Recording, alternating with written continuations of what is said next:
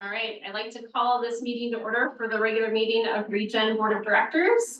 Good morning. It's good to see all of you. Thank you, directors, for being here. Appreciate it. Ida, could we have a roll call, please? Sure. Chair Shirley. Here. Vice Chair Delgado.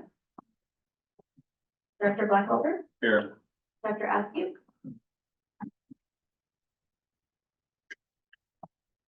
Dr. Peak. Here.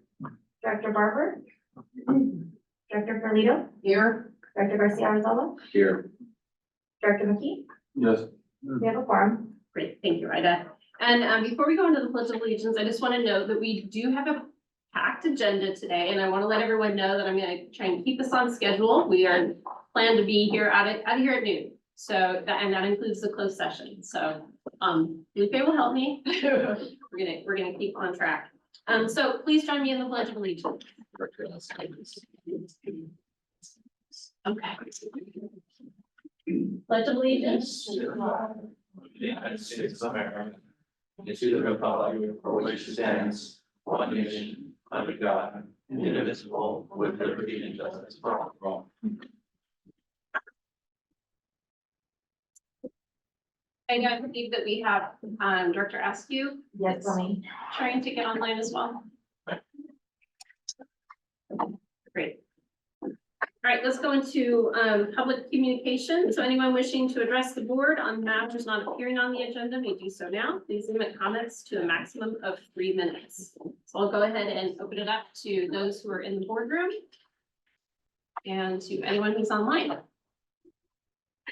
If you show Dr. Askew has her hand raised. We could call on her. Hi, Wendy. Hi, I just wanted to, oh, there we go. I think I just wanted to make sure I was let in as a panelist so I could mute and unmute. Thank you.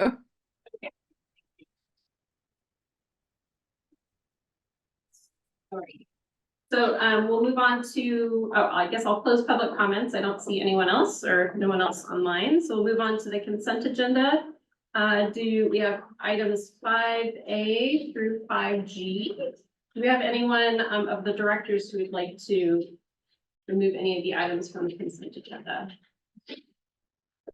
Is there anyone from the public who would like to remove any of the items from the consent agenda? Okay. Bring it back to the directors for consent. I'll take a motion. Move to approve. Okay, move to approve by Director Peak and second by Alexis.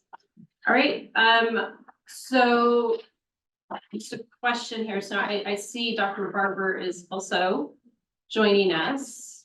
Director Barber, her address is listed on the agenda. So she's on as someone who can vote, right? Whereas Ruth Askew is she cannot vote at this time, right? Right, Okay. correct. She usually notices it in advance for other meetings, but did not today, and so which is probably the last note to know.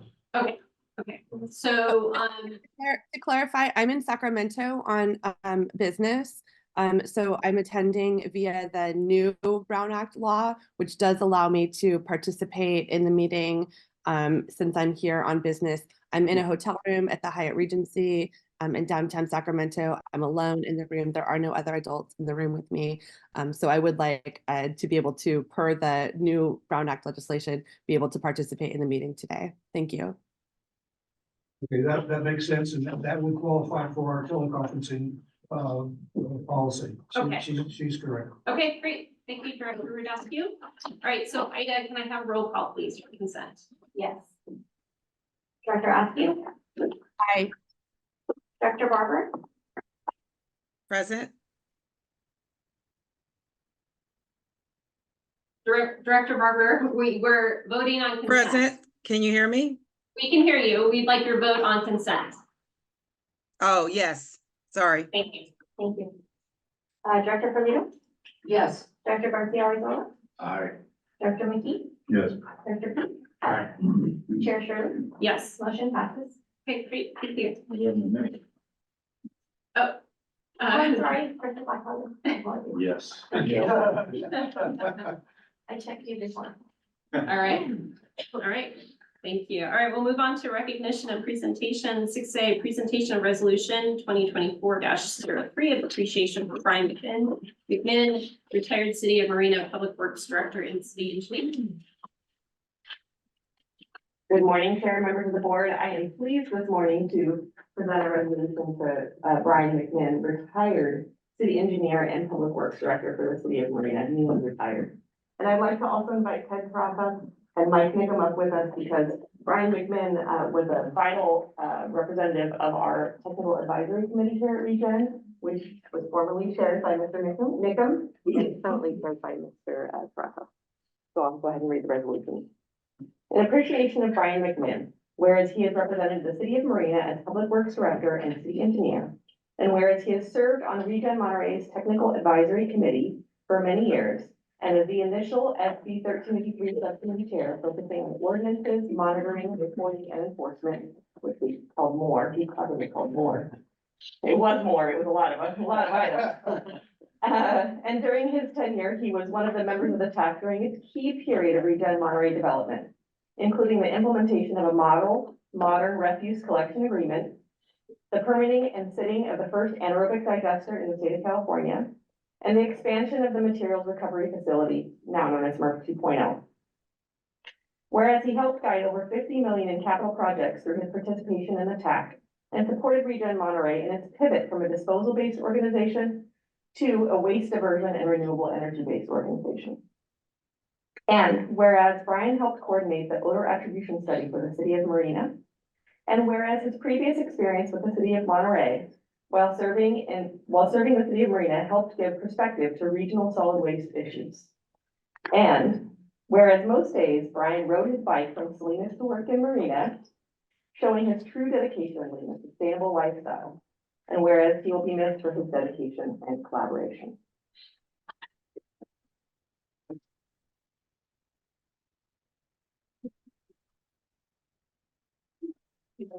Oh. I get to say something. This may be short because I'm not getting paid to say anything. You know, I've often said that serving on the TAC has been one of the most enjoyable parts of my career because it's one of the areas where people work collaboratively in Monterey County. Basically, we're taking stuff that people no longer want, and ReGen here sees it as a resource, and they're willing to take it, as opposed to something that everybody wants and nobody wants to get rid of. So, you know, it's an area right for that. But you know, it was really enjoyable to serve here, and there are a lot of great people on the TAC representing your agencies, and really have the heart for this, and you know, good things will continue to go forward. So, thank you.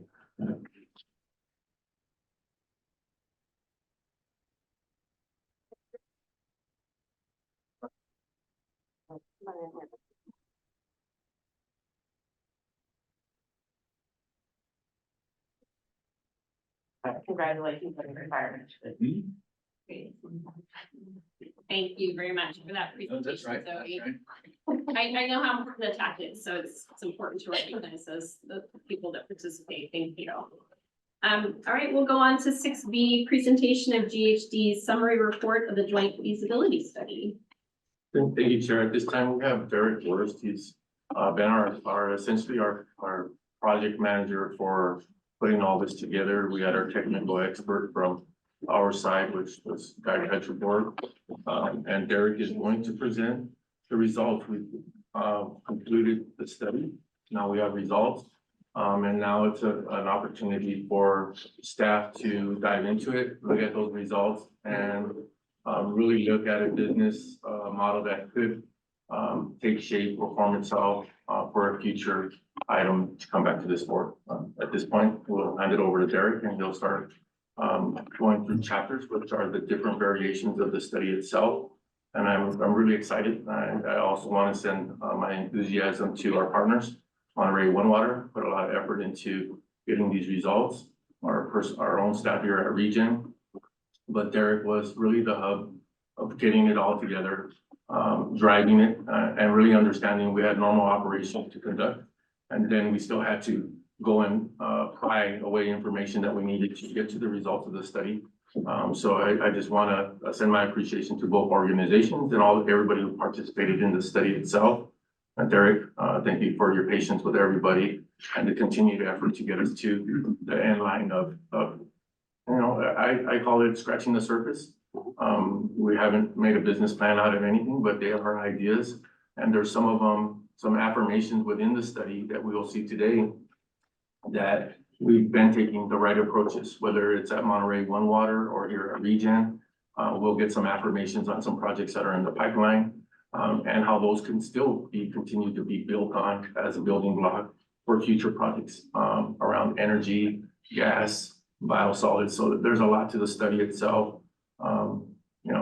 Again, 16 to 18 months worth of study. We're gonna try to present it in 45 minutes. Again, it's not the end. Staff will come back with more information around particular items that revolve around ReGen Monterey, and the partnership with Monterey One Water in the future. So at this point, it's receiving the report and getting very familiar with what the opportunities could be in the future for the public and the communities of Monterey County. Thank you. Well, thank you, Felipe, for that introduction. I certainly can't take all the credit because it's been a collaborative effort, with folks at Monterey One as And I well forgot as. to mention GHD, so mentioning all the kudos out there, GHD, Kim Dontel, Yeah. Mike, Michael Kent, Mhm. Mike Tosher. They've all participated, their team involved specialists that were probably a dozen of them Mhm. behind scenes trying to gather all the information, put it together, technical experts in that particular line item.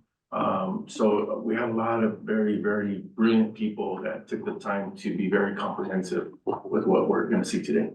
And sorry about that, GHD. That's okay, yeah. They actually are attending virtually and maybe they can be upgraded to a panelist if possible. And then I was actually gonna turn it over to Guy, who's gonna start this presentation off today, and then I'll get into some of the details. I understand you got a packed agenda, so I wanna try and keep it quick, but Guy, if you wanna go ahead and get started then? I can advance the slides on your behalf, yeah. Good morning, Chair Shirley and directors of the ReGen board. As introduced, this is a presentation of GHG's summary report for the joint feasibility study. That summary report is being finished up at this time. And our next steps will be to produce a copy for the board of directors. So today's presentation is really just an update. We're going to try to crush it into 30 minutes and give a few minutes for some discussions. So next slide, please. That sounded like glass is breaking. Right. You can see it through because there's Can you mute your phone, please, whoever's on the do they know line? that there's a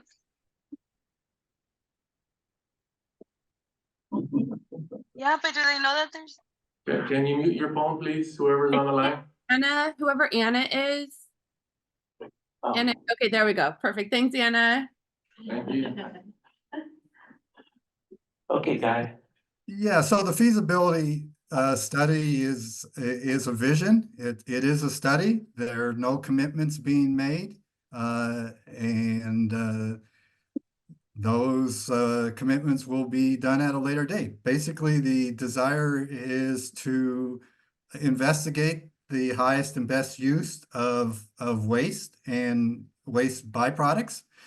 More specifically, organic waste. Both agencies receive organic wastes in the materials that are generated in the communities and sent to the two agencies.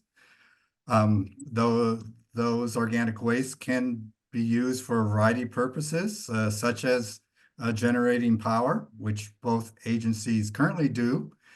And as indicated here on this slide, both agencies intend to increase their power generation. Additionally, we're looking at other renewable energy endeavors, such as wind and solar power generation and storage of power in batteries. Next slide, please. Briefly, the history. The vision really emanated from ReGen. We presented it to the board late in 2017. received the thumbs up to move forward and coordinated with M1W to the point of getting their adoption and both agencies forming ad hoc committees in the fall of 21. And that led to selecting some staff for the joint endeavor and the producing a request for proposals, which was done in June of 22. By fall of 22, we had received 10 proposals. GHD was ranked #1 by the Joint Selection Committee and subsequently awarded the work and contracted for the work. And since that time, we've been providing some periodic updates to the ad hoc committee. Next slide, please. Other direction. Sorry. And this is a organizational chart of how the feasibility study was jointly contributed to and coordinated. Basically, the consultants there, Derek Wurst, present today from GHD, Gary Darling of Darling H2O, were the consultants reference that assisted in the coordination overall of the progress of the feasibility study. The general managers basically were involved in finalizing the contract award with GHG. There was some exceedance in costs being proposed, and so there was some scope trimming and reorganization that the two general managers coordinated on, and that led us into contract. And additionally, supporting our efforts were an agreement with Schatz in Northern California for technical support, peer review when needed, and similarly with the National Renewable Energy Lab, we did receive an award to get 40 hours of their services. Next slide, please.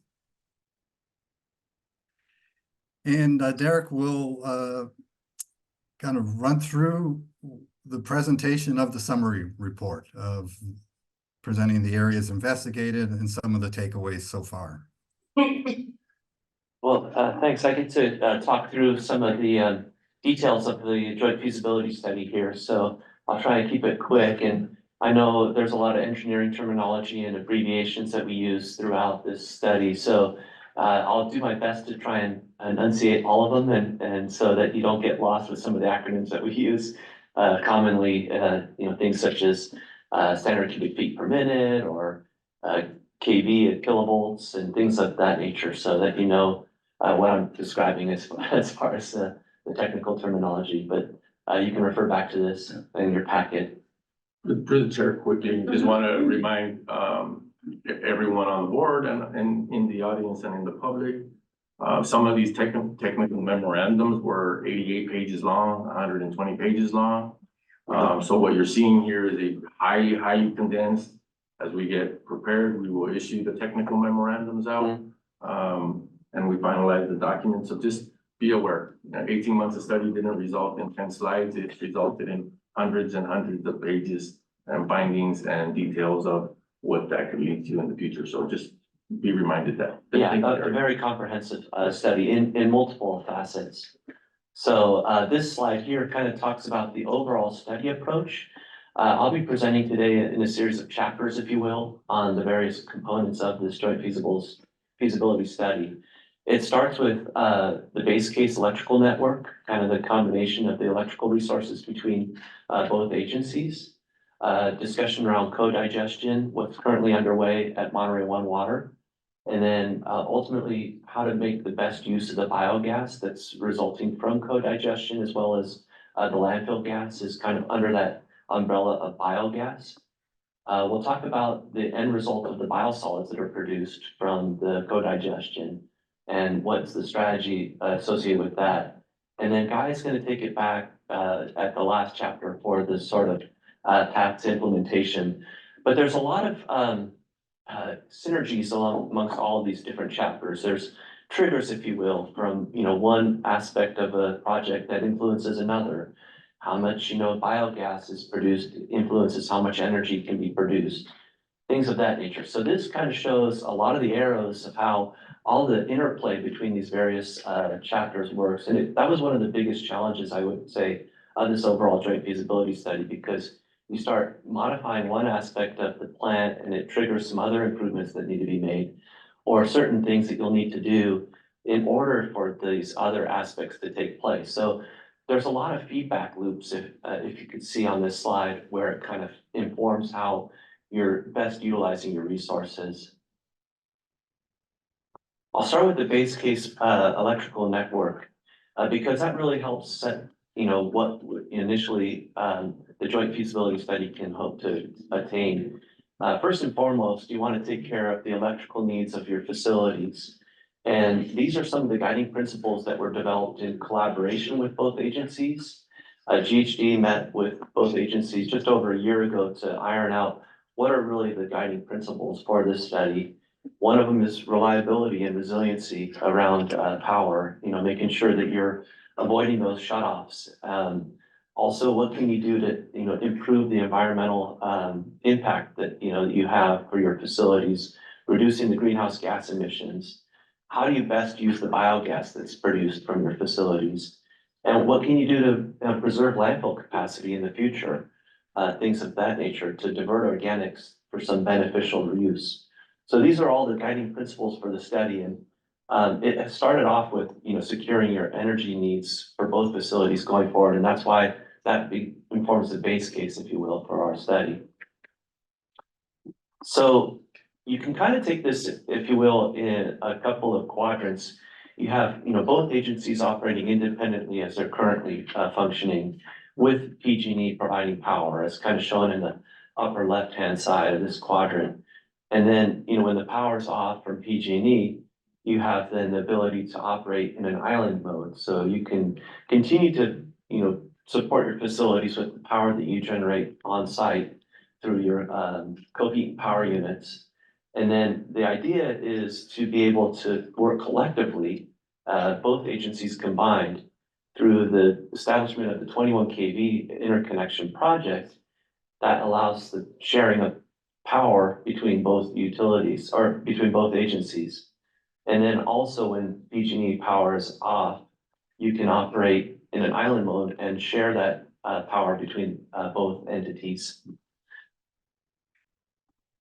This here, I want to spend a little time with this base case electrical network to get an idea of how this is all set up. And GHD was very insightful in how they looked at both facilities, and ReGen is the primary power producer with the landfill gases producing an excess of electricity that can then be fed to power Monterey One Water's advanced water purification facility. That's the ongoing project that you see at the bottom of the slide, the current 21 kV project that's underway. So there's a future build out though of that to establish a network that would work for all of their facilities. They have separate PG&E drops for their regional treatment plant, as well as the Salinas Valley recharge project. So that is the idea, to connect those up so they can all be fed with the same power that's being produced here at ReGen from your CHP units. So in the future, the base case electrical network would have all of those facilities combined. It would consolidate power from PG&E as a backup for Monterey One Water at one location versus having 3 separate utility drops, and still have the ability to send power to the grid as you currently do. But there's more benefit for using that power locally here if possible. So that's the impetus for this entire project, to set the base case in place. Now I get kind of into the fun part. I didn't get too much into the details here, but I want to move this window over here so you can see the overall costs that have been developed from GHD in order to make this happen. Now, this is sort of a future case, if you will. You can see the top line is, ReGen's aspect of the overall capital improvements that are necessary to make this happen, and it would be, new, cogeneration units, 7 of those at 1.6 megawatts each. And then, increased electrical networking associated with that. The CapEx is 18 million, but when you look at some of the ancillary costs such as the general conditions, bonds, overhead profit, and then the accuracy for this level of estimating, that is about 33 million is what we're positioning right now in terms of the cost for new generators at ReGen to be able to handle not just what you currently produce with landfill gas, but what you're looking to produce in the future with landfill gas, plus the additional loads that are gonna be necessary for the future. So, on Monterey One Water side of the house, they have a number of improvements as well. They would be also looking to replace their cogeneration units, 4 of those at 1.5 megawatts each to power their facilities so that they can operate in island mode. And then there's those future connections that I mentioned to the RTP, the regional treatment plant, and SBRP. There's also plans to include battery energy storage systems, as well as expand the photovoltaic array at Monterey One to help cover their loads. They have more loads than ReGen does on their side of the house, so many of the generating capabilities would be looking to help offset some of their electrical needs.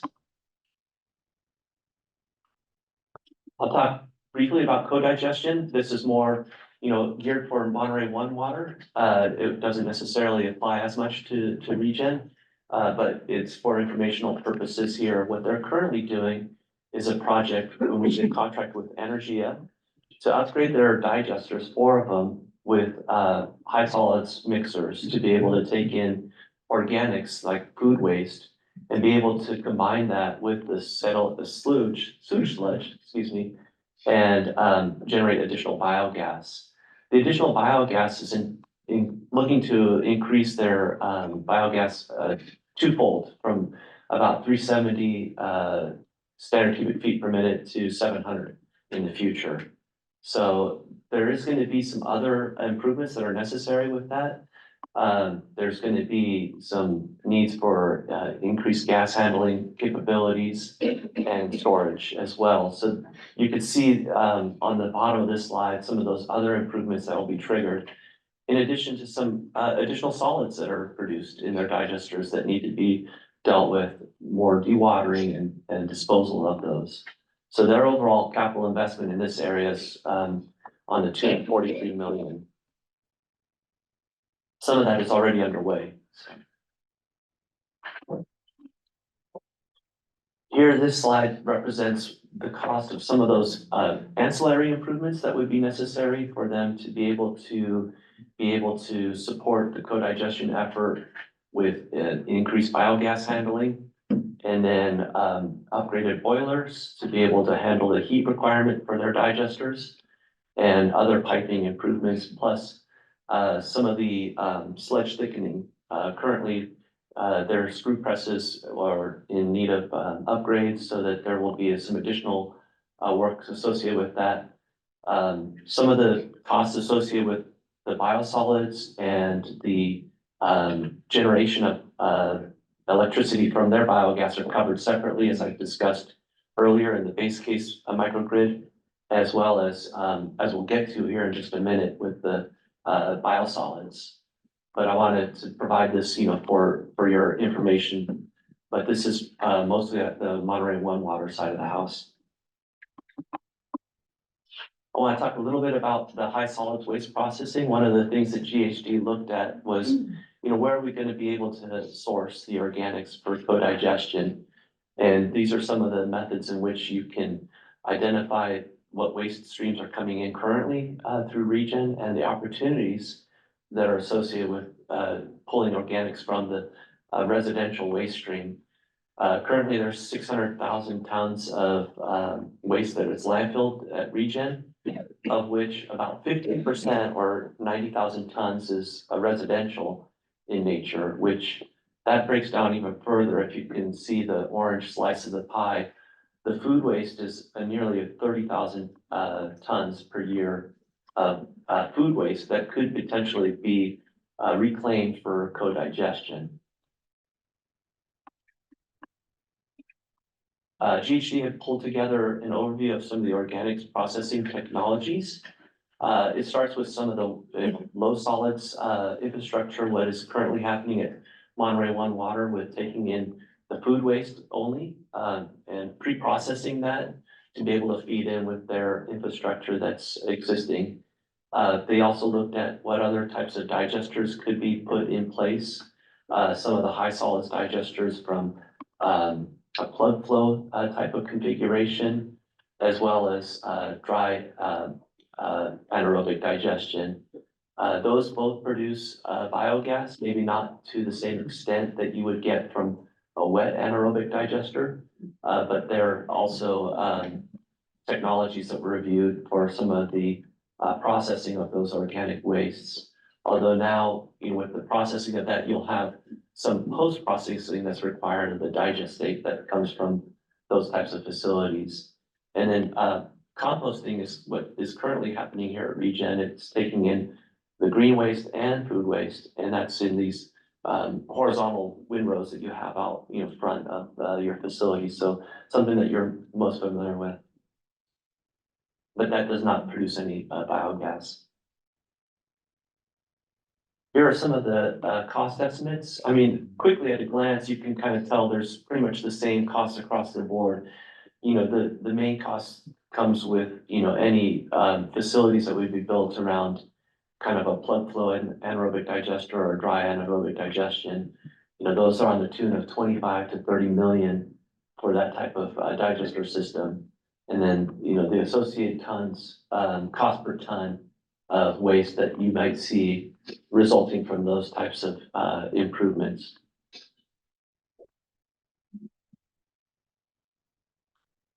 So now we get into some of the byproducts, if you will, from the biogas that's produced from the digestion. And this is really, in my opinion, the interesting aspect of the study, because it gives you an opportunity to do more with the biogas that's produced. Currently you've got investment in generating electricity, but biogas has a lot of potential, and we'll talk about some of the things that GHD had looked at. They had forecasted what the biogas was going to be from co-digestion at Monterey One Water. As I mentioned earlier, it's about twofold increase, but also with the landfill over time, you're looking at what you've got now currently about 2,000 SCFM upgrading to about 3,000 by the year 2040. So over a 20-year lifespan, you could see how that increases over time. And the total biogas that is produced is around the order of 2,600 CFM to 3,800 CFM in 2040. So these are assuming a certain capture rate from your landfill gas collection equipment, and then it's all normalized to a 50% methane content, since there's variability obviously in the composition of methane within landfill versus digester gas. So to help normalize those numbers, it's all set to 50%. I think this slide is important here, as you can kind of see what it would look like for your constituents, what that might represent. I mean, it's one thing to talk about, cubic meter of gas, but what does that really look like in terms of homes heated or, vehicles fueled, like compressed natural gas for fueling vehicles. So if you look at the total biogas, you're, upwards of 12,000 homes that could be, powered with natural gas, and that offsets the use of natural gas for that purpose, or 1,400 vehicles that you could have out on the roads. Now that breaks down individually for both ReGen and Monterey. Monterey, with 700 SCFM, that's 2,600 homes roughly, or 300 vehicles. So you can see that the majority of the biogas that's produced is coming from the landfill. When GHD looked at all the various biogas utilization scenarios, they looked at over a dozen of these, and then filtered those down to the three most viable scenarios, at least that are gonna be something that can be implemented readily. There's, the first one, as you see here, combined heat and power is something that both agencies are familiar with, they're currently doing to generate electricity on site. The idea of upgrading that biogas to be able to put back into the pipeline is very intriguing, and there's a huge demand for that right now. So renewable natural gas is one of the second scenarios that was evaluated. And then looking at a combination of renewable natural gas and compressed renewable natural gas for vehicle fueling purposes. ReGen has the Trillium fueling site currently to power some of the garbage collection vehicles on site, but can that be expanded, and what other types of fueling stations could be put in? So that was one of the scenarios that GHD had evaluated. It all started, like I mentioned, with this base case electrical network. Make sure that you use the gas first and foremost to take care of all of your electricity needs on site for both campuses, ReGen and Monterey One Water. So the combined use of that gas to generate electricity, but what can you do with the excess gas that's produced? Anywhere from 1,000 CFM right now to almost 2,000 by 2040 that's being produced. And I will note that when GHD had looked at the future projections, they're already factoring in the impacts of SB 1383, which are going to be diverting organics away from the landfill, but there's still additional gas that's produced over time. So the scenarios that I've described here, scenario one is electricity that's currently in play with producing energy to send back to PG&E's grid. Scenario two would be gas upgrading for the purposes of injecting that back into PG&E's gas grid for sale to PG&E or another off-taker. And then scenario three is the production of both the renewable natural gas and renewable compressed natural gas as well. So you could use that on site for your fueling needs. So scenarios 2 and 3 are really, representing the most revenue that can be realized from the biogas. Although, they have the highest cost to implement. Electricity generation is something that's tried and true, and both agencies are very well familiar with. But it doesn't necessarily represent the highest revenue potential. Again, these are shown as part of the capital costs, including any of those contingencies that I mentioned for overhead and profits and bonds, general conditions, and the level of the planning estimate at this time. Some of the assumptions that go into play here are: what is the cost of electricity at this time? What might it be in the future? When you're looking at renewable natural gas, what is the price for that? Who are the off-takers, and what are they going to be able to purchase in terms of a contract amount? So those are some of the considerations that are in place for these revenue projections. Working closely with the agencies, we went through the evaluation of these criteria and associated weightings for which ones were the most important. Obviously, the reduction of greenhouse gas emissions was high on the list of those, but also, costs are important, and reliability. The overall ranking of those, totals 100%. And you can see at a glance that, as I mentioned earlier, electricity has the lowest overall cost, so it ranks 5 as being the best. And scenario 3, with the combination of, say, renewable natural gas and renewable compressed natural gas, is the lowest in terms of its capital and O&M costs.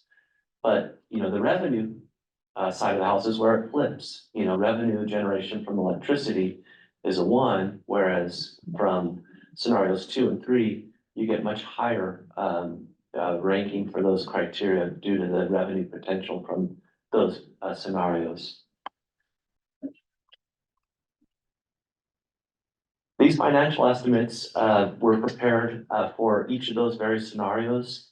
You can see what the revenues are, the revenues associated with renewable natural gas dwarf what you can seek to obtain from electricity. But again, those capital costs are much higher for those types of gas conditioning facilities. Oops, I think I went the wrong way. Just a moment here.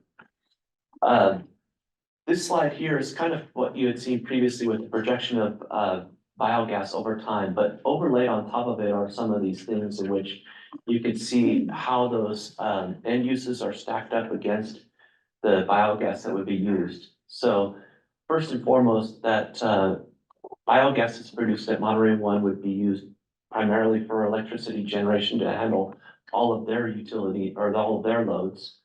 And then supplement that with the electricity that's produced from ReGen using landfill gas.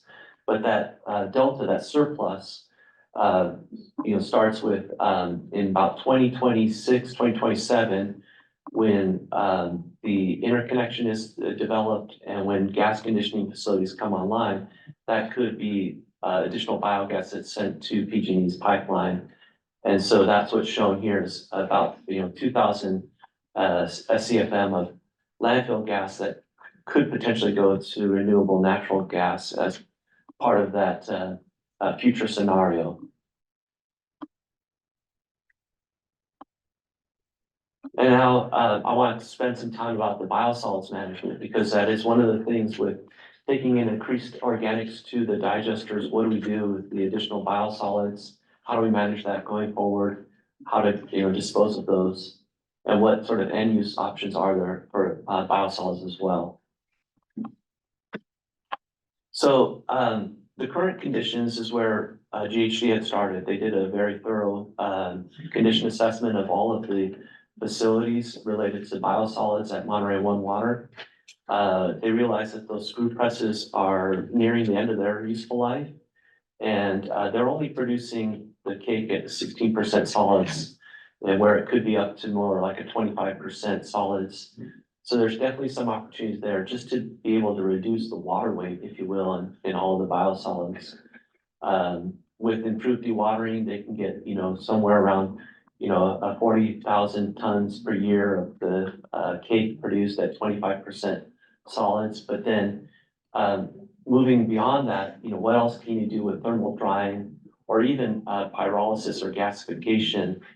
Those technologies are technologies that can help address PFAS contamination that's in some of the biosolids so that it can be used for beneficial use and not introduce that into the environment if it's going to be used for some agricultural purposes.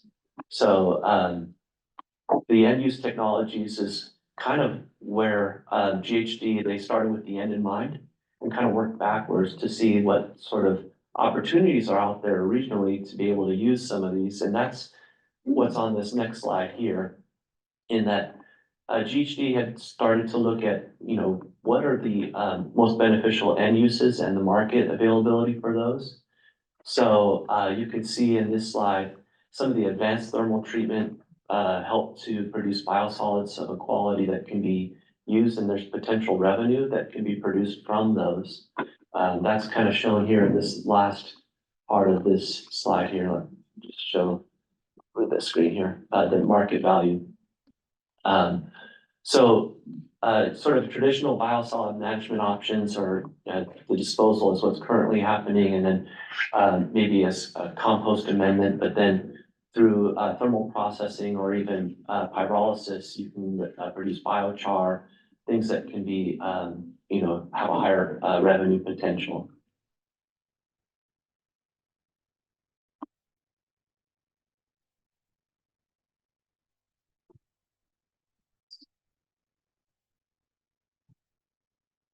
Liquors, frozen, yeah. Good air. See here. Sorry, there it goes. Okay. Now you can't get there all at once, with this. So GHD had pulled together a very thorough implementation strategy. What do we need to do now just to be in conformance with the regulatory requirements that are happening with associated 1383? So we need to look at, you know, an alternative to landfilling those biosolids by the beginning of next year. And then start off with dewatering improvements just to produce cake that's a higher solids or 25% total solids content. It helps, you know, improve the flexibility of future options for thermal treatment for drying. And then, you know, potentially advanced treatments such as pyrolysis or gasification that can address the PFAS contamination. And these are the planning level estimates associated with those improvements that would be necessary to address the biosolids. So again, this is, you know, more on Monterey One water side of the house, you know, for things that they are looking to do, some of which is already kind of underway. They have been looking at some of these for some time and are making inroads towards addressing those. So at this point, I want to turn it back over to Guy because he gets to close with, you know, how do we make all this happen and sort of the path that's been presented to implement these. As I mentioned, you don't have to do it all at once, and GHD had laid out a strategy for various options that can be done. So Guy, I'll turn it over to you. Thank you, Derek. If we could have the next slide, please. So as a reminder, this is a feasibility study. It's actually the first step of phase one of a long process. Should the boards and agencies continue to pursue the process, which I foresee all parties discussing over the next few months. You know, this slide here kind of summarizes some of the major components of the feasibility study. You know, we're relying on a foundation of electrical utility reliability. That's in part a project that's ongoing today.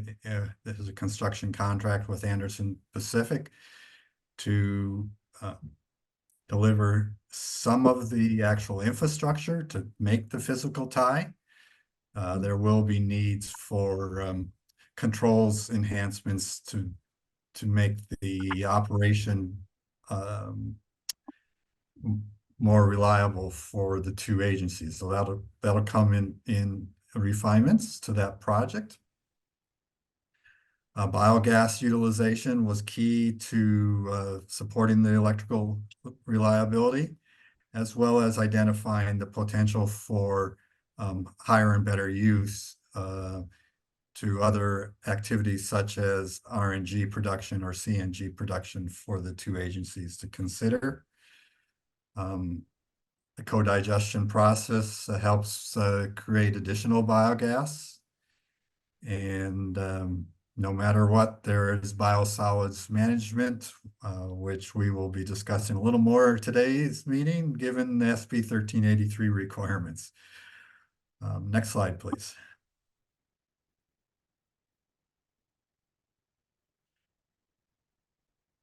So, you know, this can be looked at as a budget level setting process here, a summary for budget level setting. These aren't, there are no projects that are been adopted or approved. There's no projects that have been scoped in detail. So these are early level, you know, estimates of potential costs in the future.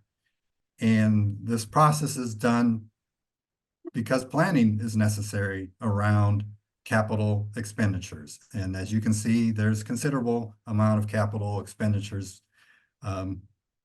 potentially identified in this feasibility study. 100 million attributed to ReGen, mainly ReGen components, and the remaining 265 million attributed mainly to M1W related components. as outlined in the feasibility study. So it's sizable. It's great. It's significant for ReGen because it does not have a history of this kind of spend.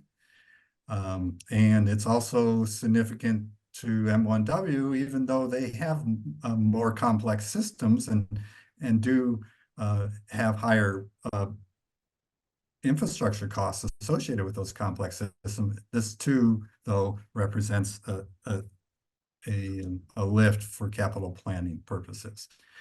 So we'll be discussing this together with our Monterey One Water colleagues and separately with you, the board of directors, likely 2 or more occasions this year. So we'll be coming back to the feasibility study components in other presentations. Next slide, please.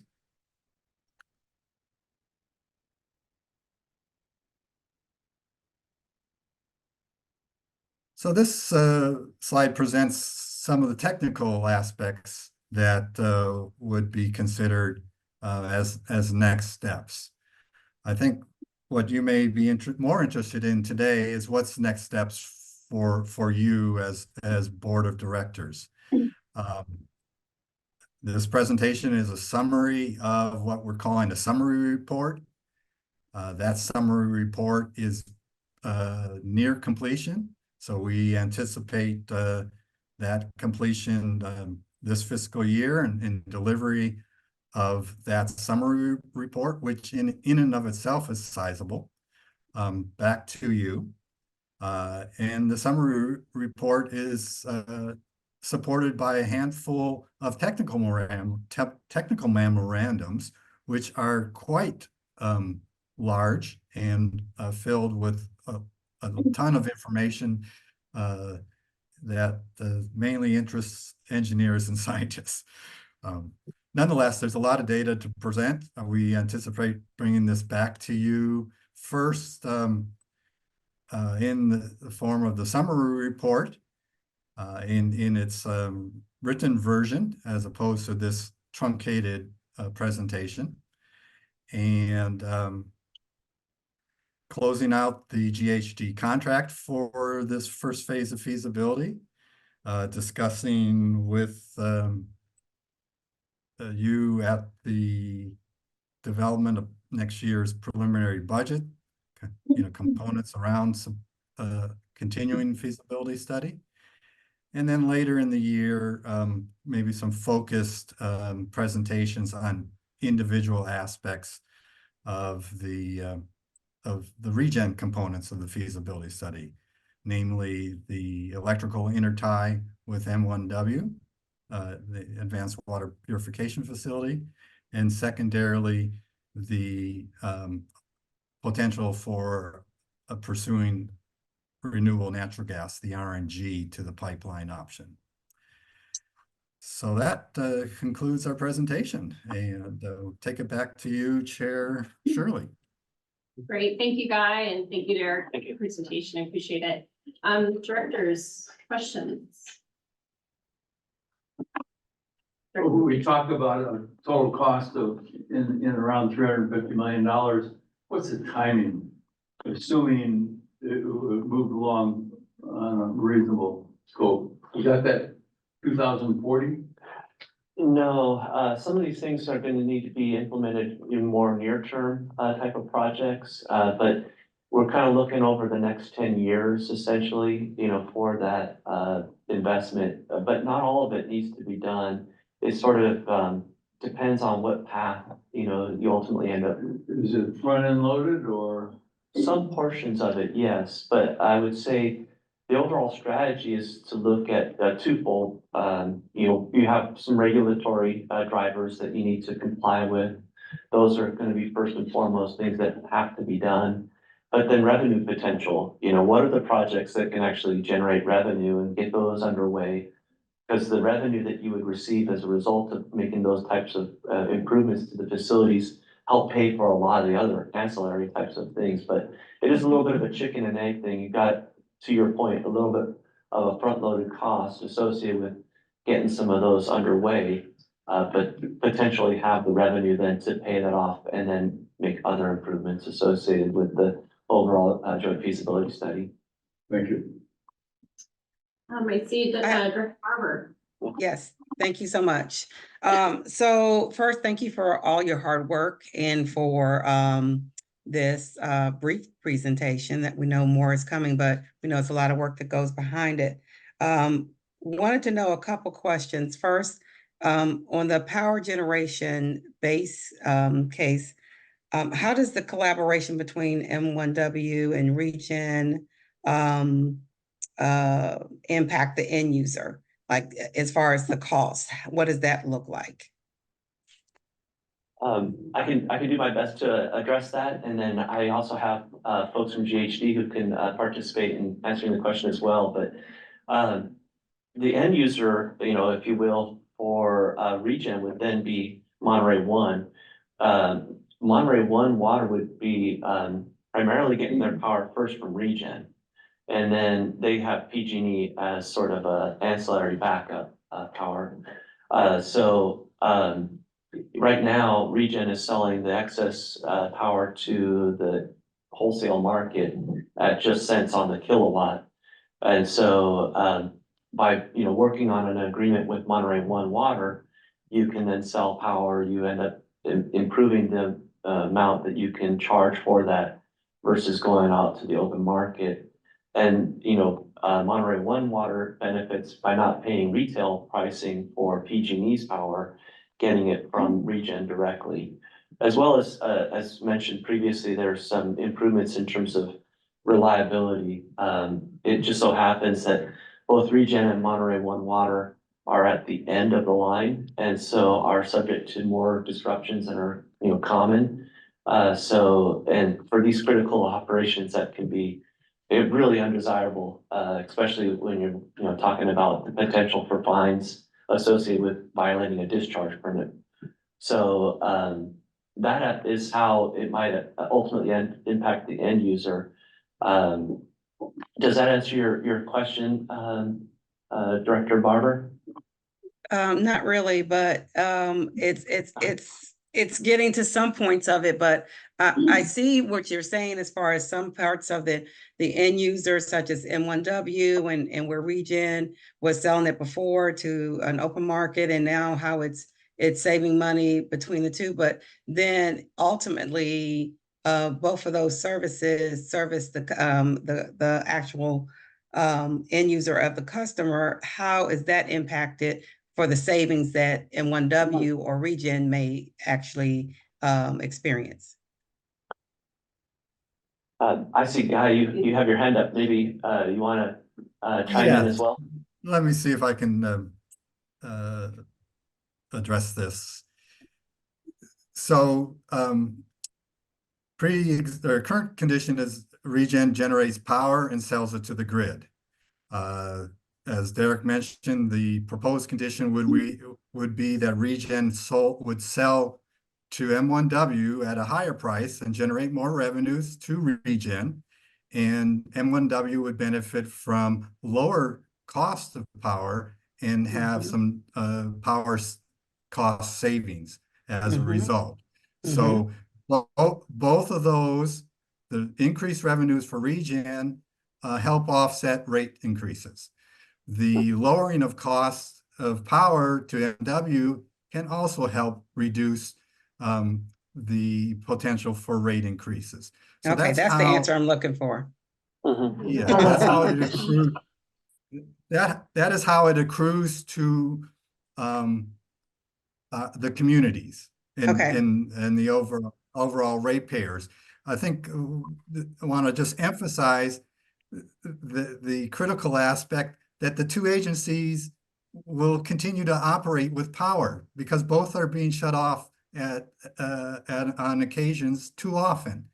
Sure. And both have 24/7 compliance operations that have to be maintained to help protect the environment. Both agencies are implementing the Clean Water Act, the Clean Air Act, and they need their control systems to continue to operate to be successful in that role that's assigned to both of them. Of course, I understand that part. But my second question, thank you for answering the first question. My second question was the investment that's being shared that you showed toward the end. How is the investment cost distributed for the co-digestion, the excess gas utilization, and the biosolids? I saw how the breakdown was for the I guess infrastructure for the beginning for each one of them individually, but how does it the cost actually distribute for the rest of that particular process? Sure. For the gas to energy, there are improvements that are assigned to each agency. So those would be handled by each agencies as they upgrade their energy generation facilities. For the biosolids management, is a element that's a Monterey One Water process, and it will remain that way unless there's collaboration to seek a joint involvement in biosolids management. Presently, it's a singular responsibility to Monterey One Water. The co-digestion is to be determined as to what extent each agency participates. ReGen is certainly in the position to deliver organic, materials that are separated from the waste stream to such a process. It would need those solid organics would need to be processed pretty specifically to create a slurry that the co-digestion could use. So there's a front end process in front of co-digestion that would be needed to transform solids to a liquid. Okay, thank you so much, Guy. I appreciate it. All right, thank you. Director Rudasky. You went back to mute. You're muted. Try that again. Is that working? Okay, There we go. Okay, perfect. Great. I just want to give a huge, just begin by acknowledging the tremendous amount of work from our district staff and the Monterey One water staff that have gone into moving this project and this conversation along. If our former director, Jason Campbell, was here, I would just acknowledge, he has held the vision for exploring these opportunities for so long. And I know he'd be really pleased to see that we're sort of at this point in the conversation and in the exploration. So I also recognize there was a lot of information that just got condensed into a very brief set of slides, as I think Guy or Felipe said. And I'm really grateful just personally that I've had the chance to follow along with the conversation as part of the ad hoc committee. There's been a lot of conversation and sort of starts and stops. And so if there's more information than what was presented here today, and I'd encourage the rest of our board, if you have questions, to sit down and just, there's a lot here. I want to acknowledge that. One of the other things, and Kim, our Director Barbara kind of mentioned this, was that I recognize also that, and one of the things we've talked about is that each of our agencies is ultimately responsible for our own financial security and viability. But there is this very unique reality wherein we primarily share customers. So what benefits one organization and rate benefits to the customers of one organization, it ultimately is effectively benefiting the customers of both agencies by and large. So how we navigate through that reality, I think, is one that's is deserving of more thinking and more intentionality. There may be some of these scenarios where the cost is of the technology is borne more by one agency, but the benefits will, again, so how we communicate that and how we talk about that, I think, is something that I'm sort of trying to balance in my mind. One other aspect that we're kind of talking around the boundaries of, but I think calling it out specifically in the report and in the slides as we continue presentations, is the resiliency factor. We're talking about regulatory compliance and meeting those things, but really the emergency resiliency factor of being able to have continuity of services for our customers, and providing a center, a location in our region that has emergency access to electricity and energy at times when we've had these very extended periods of lack of PG&E electrical grid service. So that concept of emergency resiliency, there is funding flowing, and that's a source of funding that we need to think about, and how not only would we continue our own operations, but how our campus could be a resiliency center for the larger community, if and when that's needed. And then my last sort of comment or suggestion thought would be, I am really curious to hear about the feedback from the Monterey One board, to sort of hear where they're at on this process, what their thoughts are. And I do wonder, and I'll just put this out as I wonder if a more detailed study session, joint study session between Monterey One Water and ReGen could be beneficial at some point, so that we all collectively can kind of bounce these. I think there's more that we all need to really grasp and deepen our understanding. But if we did that together, I think there could be some benefits to being able to hear what their thoughts are, and for them to be able to hear what our thoughts and concerns are as well. But just I'm going to call Jason and let him know we've made it this far and share the staff report with him. But thank you all for engaging in this. And I know it sort of presents a different type of vision for our future, or a more robust vision for a future of our shared campuses. So thank you. Thank you for your question or comments, Dr. Reed Askew. I think the points you made are excellent, and thank you, Dr. Barber, for your good questions too. Are there any other questions? Dr. Pete, Dr. Pete.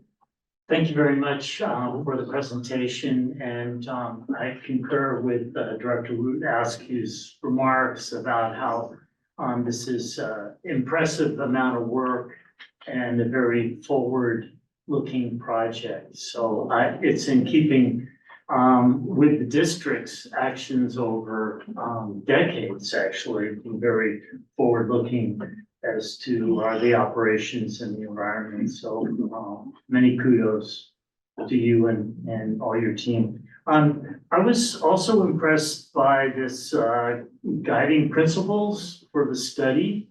And I was thinking that guiding principles in terms of going forward, administrative and financial. And knowing what the financial principles are could help answer the questions that were just raised by Director Barber and Ruth Askew as to not only the accounting, but also the cost sharing, as well as the revenue sharing. I think that would be really good to have a concurrence of both boards, the M1W and this board, up front on that before we go much further. That's excellent feedback. Thank you. Yeah, and of course, the general administration. I thought at one point we were talking about a microgrid. It was going to be a separate entity. So if you don't mind me jumping in, we want to stay away from using the term microgrid. There is a rule 218 for PG&E that allows public agencies as Monterey One Water and ReGen Monterey to share energy, pass energy on, but we definitely want to stay away from the term microgrid. It scares PG&E. And so we're going to stick to renewable energy programs. And microgrid kind of has a connotation of it's only there for use during an emergency when the utility power is unavailable. But the true intent is to make this sort of the standard operating procedure for both agencies to use your electricity to power both 24/7 and only have PG&E as sort of in a backup role. So they tend to want to take control of the microgrid, you know, so that they'll be still the primary power provider, and it's kind of a flip in this scenario. Well, maybe we can edit this video. But my point was, is there going to be a separate administrative entity with its Like a joint power. finances? Yeah. So that's the guiding principle I'd like to understand. It very well could be. I mean, that had been discussed as part of the It's not partnering there yet. session. We Yeah. gotta Yeah. investigate, staff's gotta do their work, and we'll bring those types of guiding principles and presentations in the future. Yeah. We're just not there yet. Yeah, Monterey One Water has their core, you know, operations, ReGen has their core operations, and power is one of those things that could be, you know, as its own entity, maybe going forward, but we'll have to investigate that. And just to be thoroughly transparent on the questions about finances, the district and Monterey One Water have a lot of overlapping customers, Mhm. but they're not the same. They're not all the same. True. So we need to look out for the district's customers as well as Monterey One will be looking at. Yeah. The interests of their customers. Well, we will also be able to present this same presentation to Monterey One Water's board on April 29th, in a couple weeks from now. And we have Matt Thomas, who's here as the Director of Engineering from Monterey One Water. So he'll, you know, be kind of taking in some of this as well, and, you know, continuing that conversation with the ReGen going forward as to, you know, what are the feedback from their board members as well. Okay, and just a quick correction of my use of the term customers, I meant members. Yeah, members. Got it. Thank you. Thank you very much. Yeah. Thank you. Any further questions or comments from the directors? Okay. Thank you. Thank you. Great. Does the public have any comments on this presentation?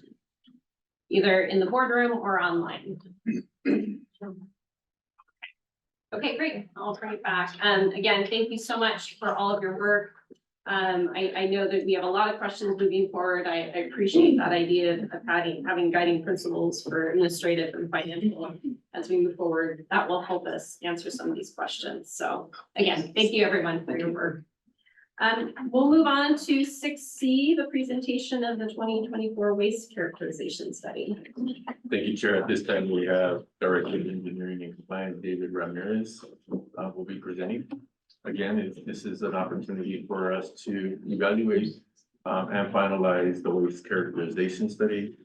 Let's get some feedback. But again, we'll probably have about 10 minutes on this item here. All right, I'm gonna navigate the Zoom maze here. You know my little bot here? There we go.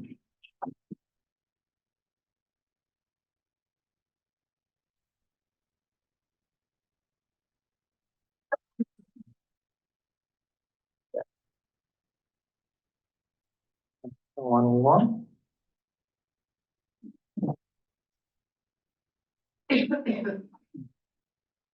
Now we gotta hide all this stuff, so bear with me, please.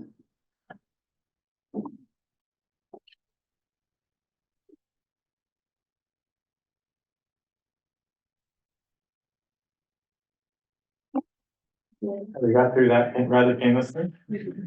Morning, Chair Shirley and members of the Board of Directors. My name is David Ramirez. I'm the incoming Director of Engineering and Compliance. And I have the pleasure of presenting to you today our 2023 Waste Characterization Study. And I want to send the kudos out to Katie O'Connor, who's actually the engineer who organized the study here and who actually put this presentation together. She's not able to be here today, so I'm presenting this information to you. The waste characterization study that we did this year is a little different than the characterization studies that you've seen in the past. In the past, we've done single stream characterization studies. And that's where we take the single stream and we separate it out into its individual materials, bottles, cans, paper, etc. And then we weigh it and we got a report on what is contained inside the single stream. This is a different study, a different material. It's actually the waste. So the waste that goes to the landfill was actually separated into its individual materials. And like, a little bit like the last presentation you just heard, this is a 50-some odd page report that I'm gonna try to condense down into a few minutes to keep you all on time. So as I mentioned before, the characterization study was not our recycle bin. It was not the blue bin that you normally, that you have at your homes. It was not the green bin. It was our waste bin that we get. Some places have a gray bin, and as far as SB 1383, they call it a gray bin. In some areas of the county, it's black, but that's the waste bin that we're talking about today. And what we do, like I said, is we take the material that comes into the gray bin and we separate it out into its individual components. All the PET bottles get separated, all the organics get separated into different categories, paper, plastics, etc., and the category of waste. That material is weighed. And so we weigh the material and then we get an overall percentage of which material is, what percentage of that material makes up the total waste stream.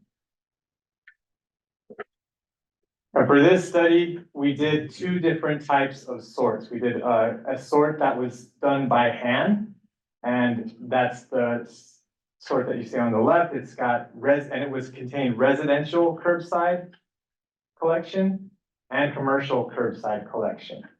So these are the route trucks that are running around picking up on a weekly basis. That stuff was sorted by hand.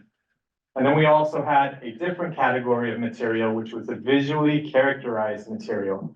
And that included roll-off bins that come onto the site for green waste or contractors that are doing construction work, and they weigh in here as individual customers.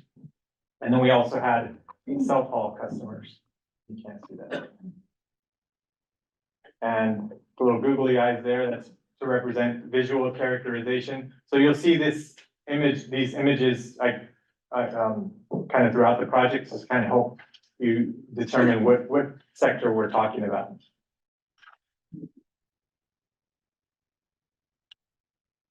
Let's see if that works.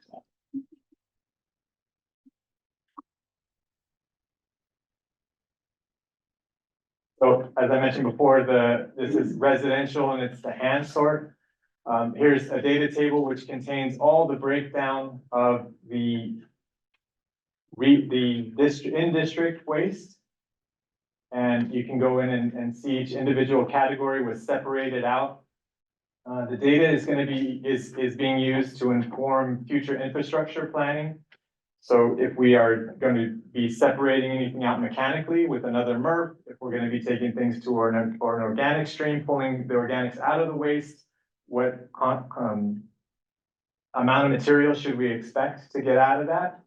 It's also going to inform our community outreach, because we know which materials to target, we know which cities to target in a way. And it also will giving us a snapshot of SB 1383 compliance. How are we doing with comparison to what organics can be taken out and how it complies with regulations? The study involved a number of organizations, ReGen, obviously. The study was also conducted by consultant SCS engineers. They had a team that was mobilized here and did the actual hand sorts. It also included a lot of cooperation from the hauling companies. So Green Waste Recovery, Waste Management, and Monterey Disposal, they each participated in the study, and we were coordinating with them, and really big kudos to them for helping us out. They were able to pull specific loads that we needed, and that was out of their normal operation. So we really appreciate their participation in the study. And this is a couple of pictures of the sort actually going on. We literally sort it by hand, and it's a messy job. You can see them working with each, like paper in this case, and then those get sorted into individual bins, and then those get weighed, and the composition is taken. The other, see the eyes there, it's the visually characterized stuff, so what you get is with the roll-off, they dump it in a pile like this, it's really impractical to sort it by hand. So what we do is there's a visual characterization of the material, and they take the different components of it and visually write down what volumetrically they're seeing from the outside of the load, and then they tabulate that information and get a calculated mass per material. Question, Julie? Sure. Is it permissible to ask questions during the presentation or after presentation? Let's let David, finish. I just want to know what the rules are. Yeah, let's let David finish and then we'll have questions. This is the roll-off characterization data. I won't go into the data too much. All the information is in the report for the sake of time. But this is in your packet as well as in the report, that you guys have. Big takeaways that we want to present to you today. On the left-hand side, you see the residential sort. The right-hand side, you see the commercial, and this was done. These are the sorts that were done by hand. So this is really showing you what components were put into the correct, where these different materials should be put. So the blue represents what materials in the waste can should have gone to the recycle can, which materials in the waste can should have gone to the organics bin is the green, and then the red is materials that are suitable for other programs such as wood waste or household hazardous waste. They don't belong in the refuse bin, they belong in another program. So this material, the recyclable material does not belong in there. The green waste organics does not belong in the waste, and neither does the other programs. So only 50% of the material that's in the waste bin currently is in the correct bin. That's significant. That's really a big takeaway for us all. Similarly, the commercial stream that was done by hand, 51% of that is going where it should be. All the rest of it, 49%, it could be going to other programs. So there's missed opportunities there that we can capitalize on. For the roll-off self-haul visualization, it's a little bit different story. 43% of that material is going correctly to the waste. In this category, we have that pink material, which is C and D. So that's suitable to go to the C and D MRF. Construction and demolition debris MRF, where we sort out concrete, wood, etc.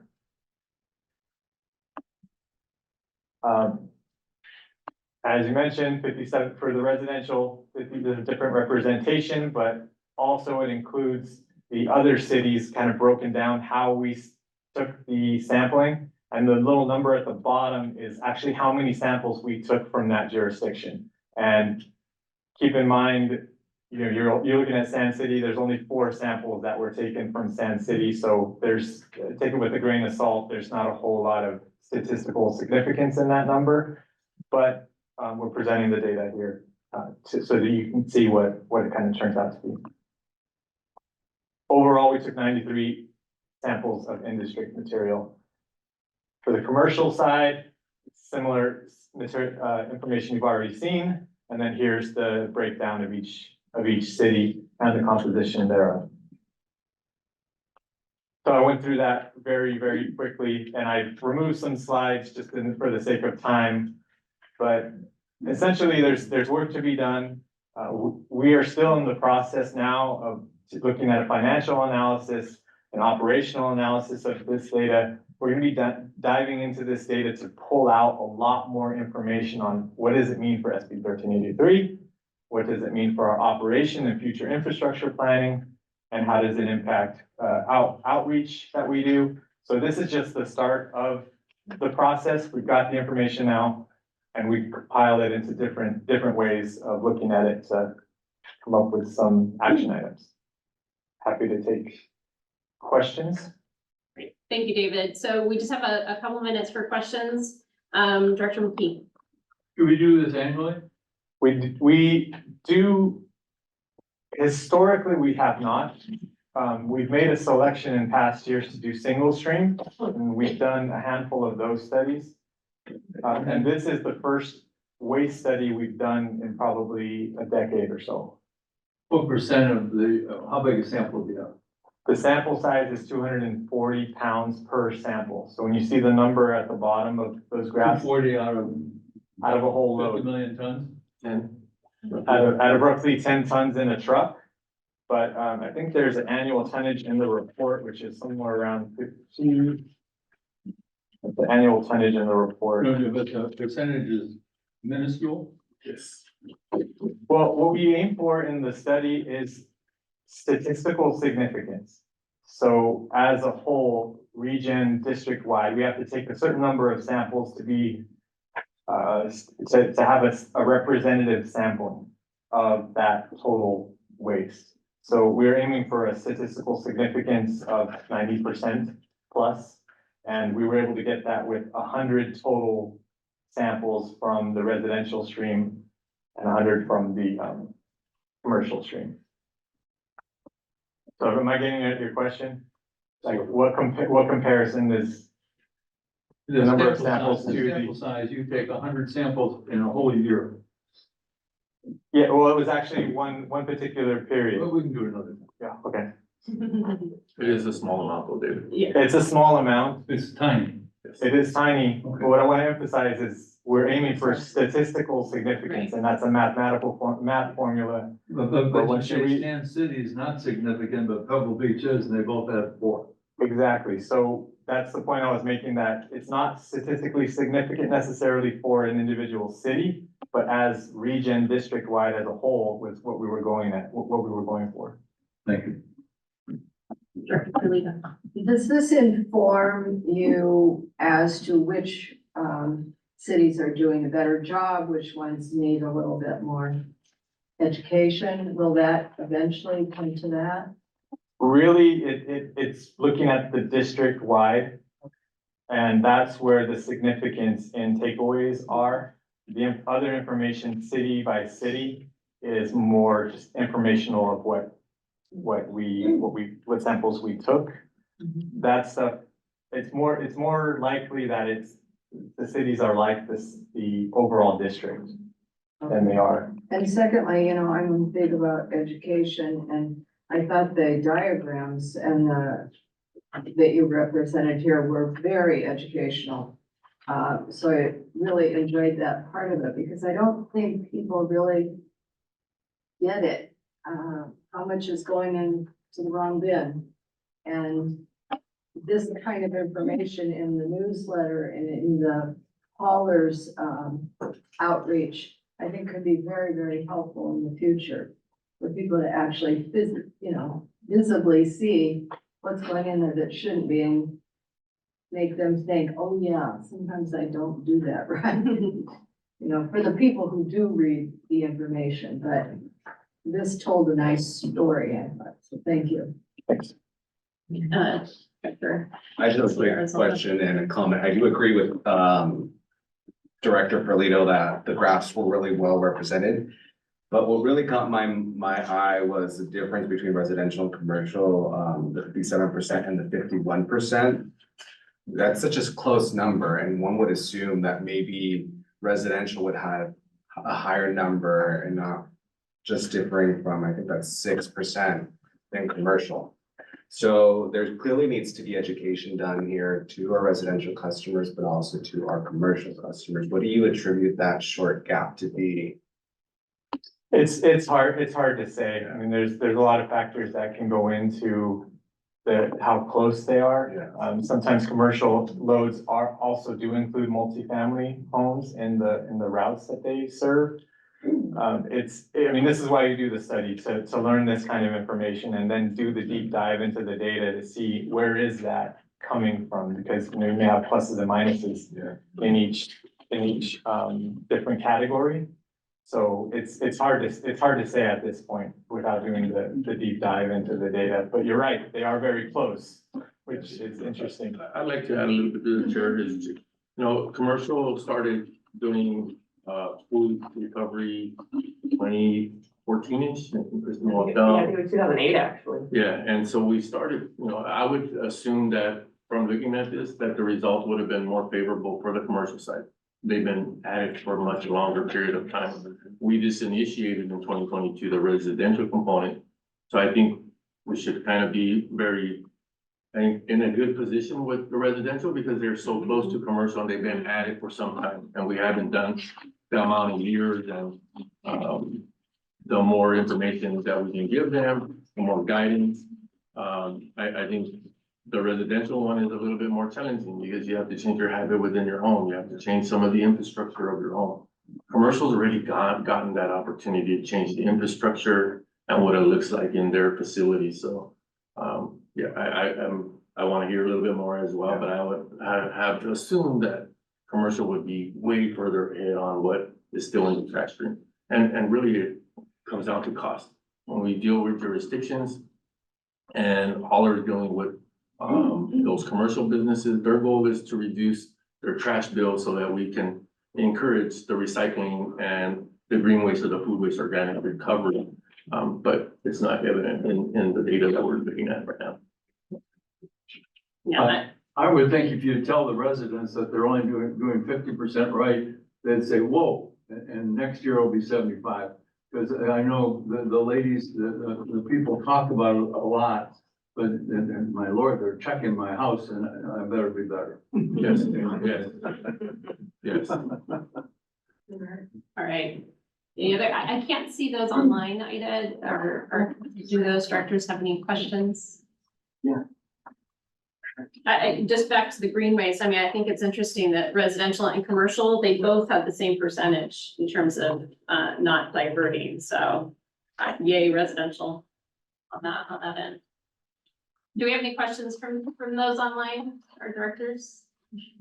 Director Shirley, I'll just say, I think Felipe's comments are right on, and I gave my thumbs up. I would have expected our commercial folks to be way farther along than they are, so we've still got work to do, but good information to have for the presentation. Great, yeah, I agree. Okay, does anyone from the public have any comments on this presentation? None? Okay, David, thank you so much for this work. I look forward to this coming back. I know this is just the beginning as well. Good stuff.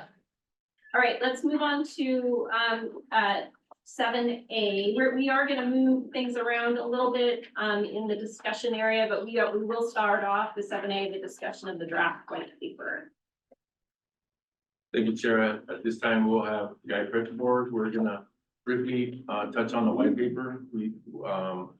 Staff is recommending to bring back this item after the third edition has been completed.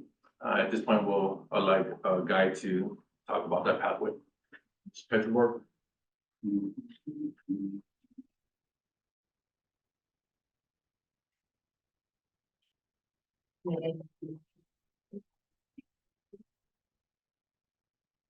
Well, Mr. Guy, you're on mute. Yes, good morning again.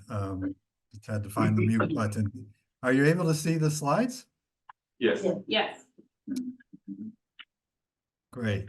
This is a brief update of the progress of the white paper.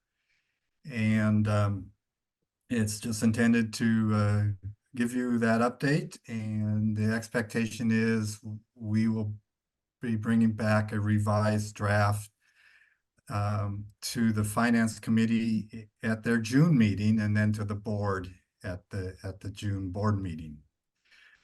As you may recall, the current draft is organized with an executive summary of two separate sections, one section being the solid waste practices of at the state level in California, and the other section is more from a county ReGen local perspective of the solid waste practices.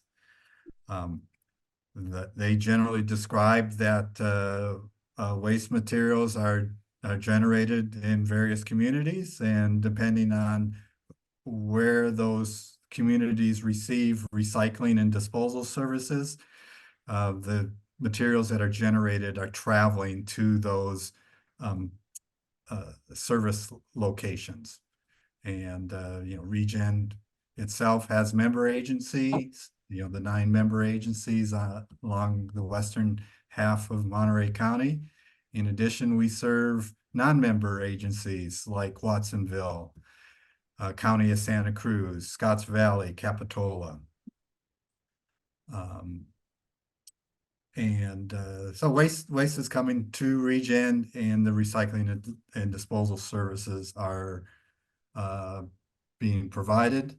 You know, those non-member agencies were part of a revenue diversification and customer diversification initiative that began in around 2005 to 2008 period of time, and over the next 10 years resulted in different contracts and contract renewals. Based on comments from board members, the plan is to add more detail about those decisions that the ReGen board has made historically for diversifying revenues and for diversifying customer base. There are positives to those decisions, and there's certainly some offsets to those positives.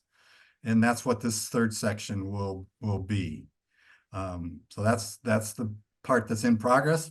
Plan to add some information around the implications of those decisions at ReGen Monterey.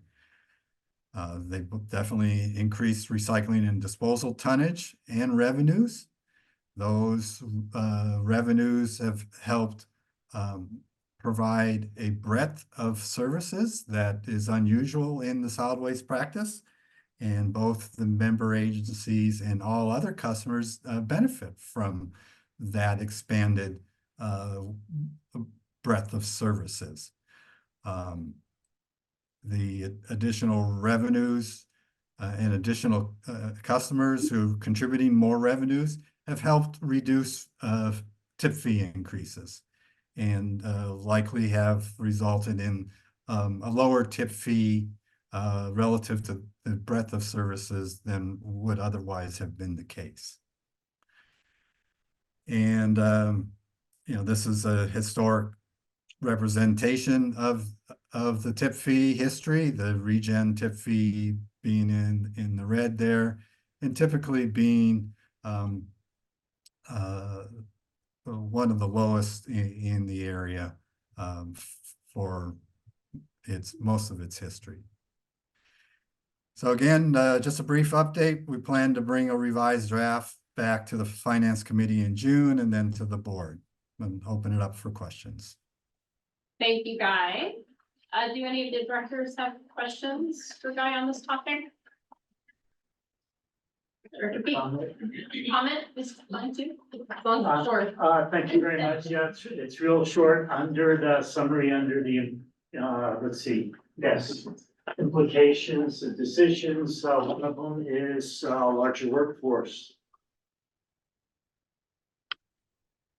Yes, Like that's one. They definitely have that on the topic list. In part 3, the district workforce is larger as a result of prior board decisions.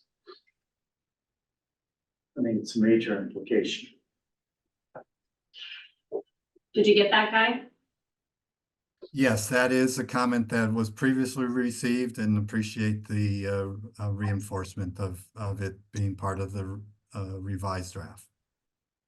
Good, thank you. Any other questions, comments? Anyone for online, Ida? I can't see the directors online today.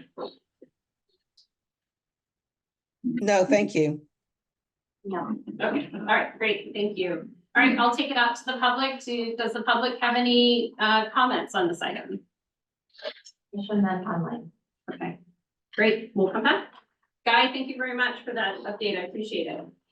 All right, we're gonna move on. I'm gonna switch 7C, the proposed changes to our disposal fee. I'm gonna move that to the next item. So we'll be covering that next item. So proposed changes to our MSW disposal fee, single stream recycling fee, and changes to minimum fees.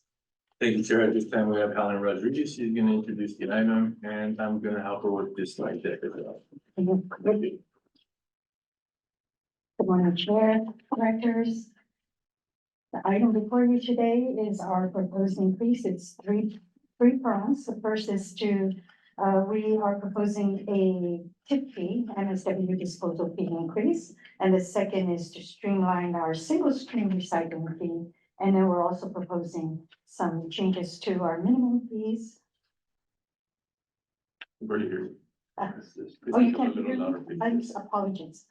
And we're also proposing. No, that's the wrong slide. Sorry, I had to switch the. Sorry, we were on the wrong slide.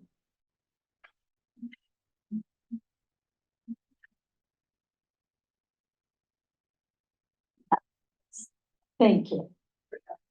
All right. So let me begin again. There's a proposal before you. The item before you is one to provide the staff input. This one? Okay.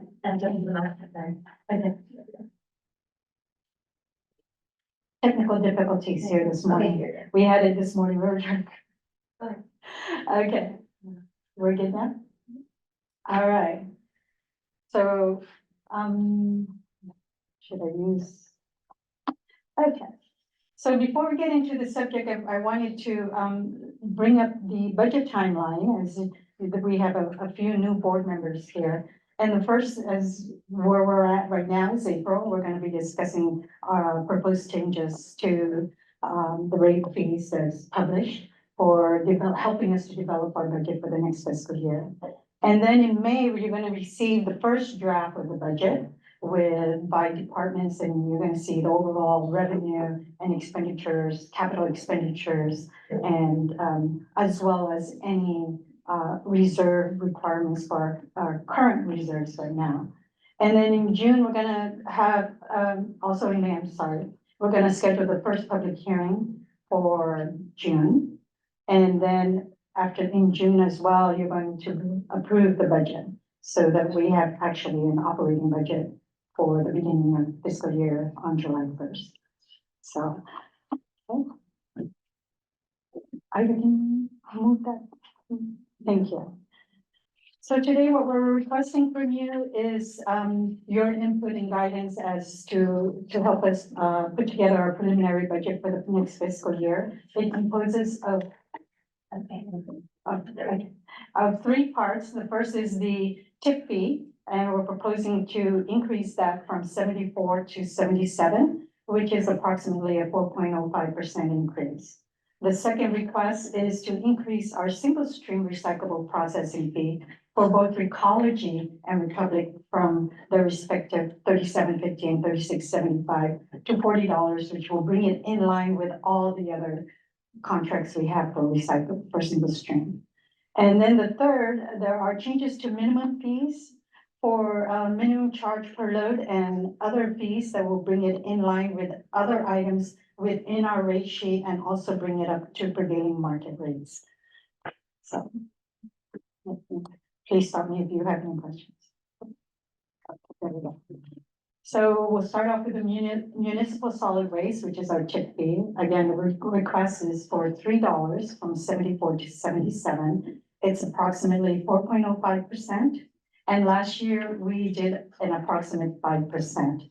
The reason I know the first request for the board was at 5%, but it comes out to pennies, a little more than $77. So we said round up, round down. So we rounded down to $77. Cost factors involved in that. We are currently going through labor negotiations right now. We have 3 units in negotiations, and of course, there's higher costs of employment, as you're aware, where the insurance costs are rising. And then secondly, we have the rising cost of capital expenditures, our capital equipment, just our maintenance and repairs, capital infrastructures are going up. And then thirdly is keeping pace with the cost of regulatory mandates and compliance, SB 1383, environmental compliance. There's always ongoing regulations and compliance, and they're always changing. So we have to make sure that we're always in compliance and we're following and making sure we're aware of whatever's coming our way. And thirdly, then we also have the funding of the reserves. Two reserves were implemented last year in June of 2022, the capital infrastructure and the capital equipment reserves. So this year, we're gonna be proposing an increase to that reserve based on the 10-year rolling. And then we're also looking to the creation of two new reserves, the reserves for closure and post-closure liability, and also the CalPERS unfunded liability, pension liability, for which we currently do not have those, but we should. There is a minimum, there is a small amount for closure as required by law. There's for the closure liability, which is 1.5 million right now. And that's about it, but we're proposing to increase that amount so that we can have, as we build closer and closer to closure, that we're actually funding that on a good incremental basis. So. And then I believe Felipe is going to take over from here. Thank you, Ms. Allen. On this slide here is the impact to the jurisdictions. So you'll see every hauler for your jurisdiction attend your city and make a request for their increase. Hypothetically, I'm going to use for Karma by the Sea. If they requested a 5% increase and it represented $3, you of those $3, 15 cents would be attributed to the gate rate increase that we're bringing forward to the board today. And so forth, all the way down the list. And for Sand City, there is not a 32 gallon. They only have a standard of a 64 gallon cart. So you can see the representation there. And when you look at all of them compiled there's not any of them that exceed 20 cents because of the disposal increase. Next slide, please. Again, here, this is the tip fee history. I touched on it a little bit earlier. On this one, you know, we tend to be in that range of being near the bottom towards the middle.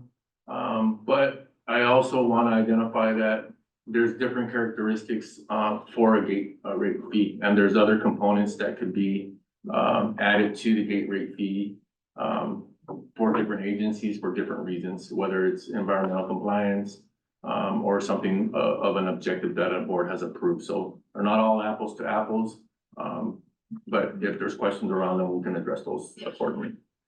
Next slide, please. So here's the MRF processing increase here, which is item number 2 of item 7C, the single stream recycling. We have been working on getting everybody to be at the single stream rate that member agencies are paying for the service, and we'll continue to evaluate the processing fee. We have a tentative agreement with Republic Services and Recology to move into that $40 range. Next slide, please. Impact to jurisdictions on single stream recycling. 8 member agencies. Monterey is excluded because they have their own material recycling facility. Will not see any increase on single stream recycling, and our objective would be considered complete to achieve the goal of managing single stream recycling across the organization at the same rate. Next slide. And here's a pie chart that really looks at the flow of revenue around the MSW. And you can see a significant portion of that, 77% of that comes from regional tons outside of the members. And you can see the franchise and the commercial and the cash customers that come here. Again, it was stated in Guy's representation. We have, for the white paper, we have some objectives to build and figure out the paths that we're going to do with our revenue diversity, and then also being prepared as we off-ramp some of the significant contracts that contribute to this revenue line. So this is right where we want to be at. We know it's where we're at, but we do have some planning ahead of us, which would probably come in our 10 to 20 year master planning that David has talked about in the past. that can give us a pathway to increase our revenues and diversify and put ourselves in a good position when it comes to offboarding any contracts that are not favorable in pricing, or, you know, during that time, onboard contracts that are favorable, so that we can be in a better position to negotiate and bargain. Next slide. At this point, we'll take questions. Great. Thank you, Helen and Felipe. Do any of the directors have questions or comments? Director Beach? Thank you very much for that, flyover on, rate increases. Could you remind me, again, why disposal of waste and collection of waste is not, increases are not subject to, Proposition 218? Process, well, why is that? It's because they're a service to the property. It's not land-based. It's a service that people come here for the service. So that's how it's not related to 218. So it's not tied to a parcel. Right, correct. Okay, thank you very much. I long wondered about that. I totally support, as you know, rate increases, and thank you very much for adding, and we'll propose those 2 new reserves, much needed, so we don't burden future generations with those costs which are incurred by today's customers. So, and I guess the last thing, without being a broken record, we'd love to see a fee study to understand the difference between landfill and single stream recycle costs, and do we have the right split? Obviously, members and customers are different for those streams, and All right, good. Thank you. Any other questions from the directors? Online, I can't see the directors online. Any questions? No, thank you. Okay, great, thank you.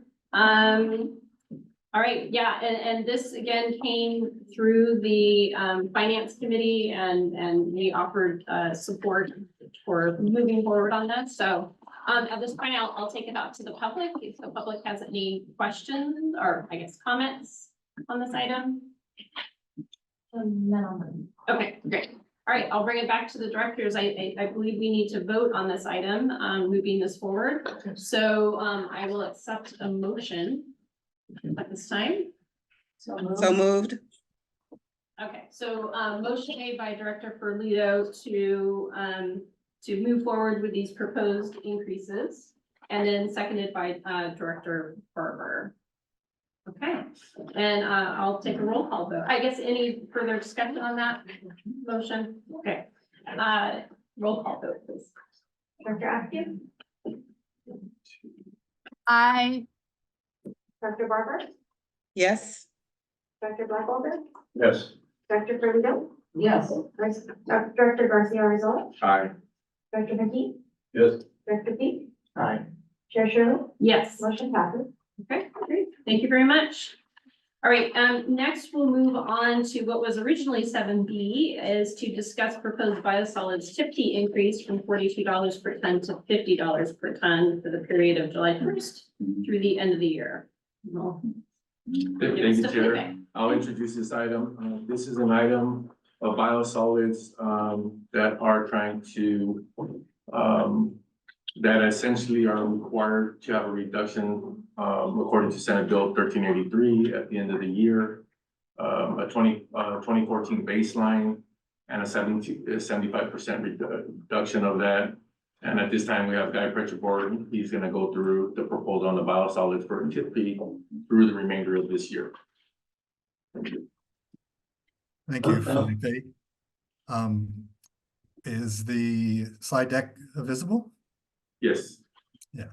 So the purpose of this agenda item is to give staff guidance on preparing the preliminary budget.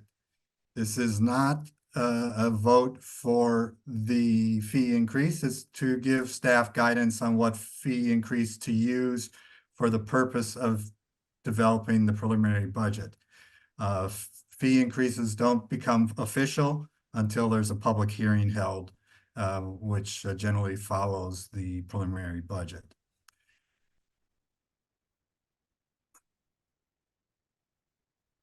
So the proposal before you today is to increase the current rate of biosolid disposal tip fee from $42 to $50. As background, there's been biosolid disposal and diversion services performed at ReGen since about 1990, thereabouts. So there's about 34 years of history present. We're asking for the board to give guidance on the next 6 months basically for the first 6 months of the fiscal year. There is a January 1st trigger date in Senate Bill 1383, which triggers the requirement for 75% diversion of organic waste. And biosolids are defined as an organic material in that legislation. And so no matter what, as of January 1st, 75% of biosolids are going to be diverted. And that's relative to the amount that was disposed of in 2014. So that's going to leave a small amount potentially available for continued disposal, which will be a different topic on a separate agenda item. But this agenda item is to give guidance on setting a rate for that first 6 months for the purpose of developing the preliminary budget, which we intend to bring back to the board next month. As you can see, in fiscal year 22-23, there was about 15,000 tons of biosolids received and disposed of at ReGen from the regional treatment plant next door owned by Monterey One Water. And that provided about $610,000 in revenue. We're proposing that the fee be increased to $50 a ton starting July 1st. And that is estimated to be associated with possibly 7,500 tons of disposal during that first 6 months. So we're seeing a revenue increase of about $375,000 associated with that fee increase. And it's a singular customer, that's Monterey One Water. So I'll get it back to you, Chair Shirley, and I'll answer any questions. Great, thank you, Guy. Do any of the directors have questions on this item? Director Pete. Thank you, Guy. Why is disposal of biosolids in the landfill cheaper than regular trash? Well, it was viewed as supplemental activity in that the main business was MSW trash disposal. And so the rate study that was done in 2008 came from the perspective that it was incremental additional costs to the already main event of landfilling. Well, I thank you for the explanation. Of course, any additional ton of landfill disposal from any place is incremental and impacts the total cost. So I'm not hearing that it's easier to landfill a ton of biosolids anyhow than regular trash. So I think it's time to wean this customer off of the subsidy. And so I applaud that we're increasing it to 50, but I think we ought to be aiming towards the cost of disposal for, that everybody else has to pay for the landfill, which is 77. So I'm thinking instead of 50, maybe 60, we get much closer along the way towards the cost of landfill disposal that everybody else has to pay. Yes, staff anticipated that there might be that perspective and comment. And I think staff shares the perspective. In this particular proposal, it is for just the 6-month period, and staff is making this proposal to be consistent with the 34-year history and allow the Senate Bill 1383 trigger date of January 1st to be the boundary between a ReGen history and a post SB 1383 implementation. What do we anticipate the cost is gonna be on January first, or the revenue charge per ton? Do we anticipate it's gonna go? It's up for discussion on item 7D, which is the next item here. Well, then should we wait till we get the full information? Well, this agenda item is only addressing these next 6 months. So from July 1st to the end of December. So that's what we're deciding right now. How much revenue do they anticipate on January first in the next issue? Per ton? We are not discussing how much revenue. We were gonna discuss whether we want to or not on the next item or not. To continue to receive the biosolids past the 24 initiation date of that. I tend to support the $60 number as opposed to a $50 number. Okay, great. Any other directors online? I can't see you, but no? Okay. No, thank you. Okay, thank you. All right, well, we'll take this out to the public. Does the public have any comments? I'll just try and give a little history perspective, and I think it's a good comment from Director Peak about the reason why the price was lower in the past is it used to count as diversion. And so there was a benefit to each of the member agencies. And in fact, it was used as alternate daily cover. And so that's the reason why I think there was a lower price, but the regulatory rules have changed. And so I think it's perfect time to look at it again. And, the other thing that's interesting is not everybody's going to make 75. We're not going to make 75% for the landfill. And so why should you single out biosolids? I mean, we should probably lump it all together as just municipal solid waste. So anyway, this is an issue, but it's because things have changed. The rules have changed. Thank you. Any other public comments, either in the boardroom or online? No, okay.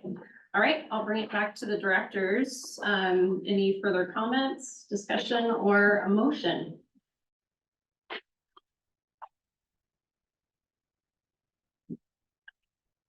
What kind Would of a you like to motion? make- I'm sorry. So we're deciding on the rate that we'd like to charge for these biosolids for these next 6 months.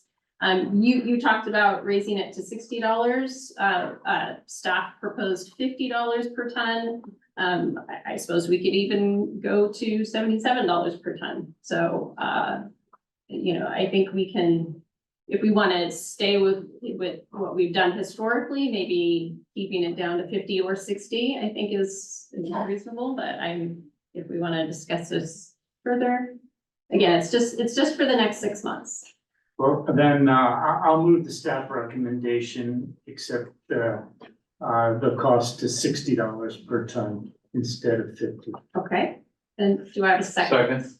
Okay, Director McKee. All right, do we want to discuss further? Sure. Since it was noticed at $50 a ton, do we have to stick to that, or can we increase it? Because the public notification was to raise it to 50. I just don't want to do something that wasn't noticed to allow for that. I think it falls within the range of the district to make the change. Just historically, it's mentioned at that, but there will be a further hearing with regard to this. and when it comes to the budget, so that will be covered, So we're okay Right. making it 60. yes. Okay. Okay, great. So we have a motion from Director Peak to increase it to $60 per ton and seconded by Director McKee.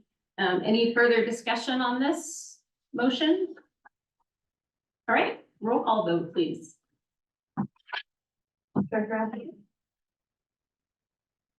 That was an Askew, that's an I. Director Barber?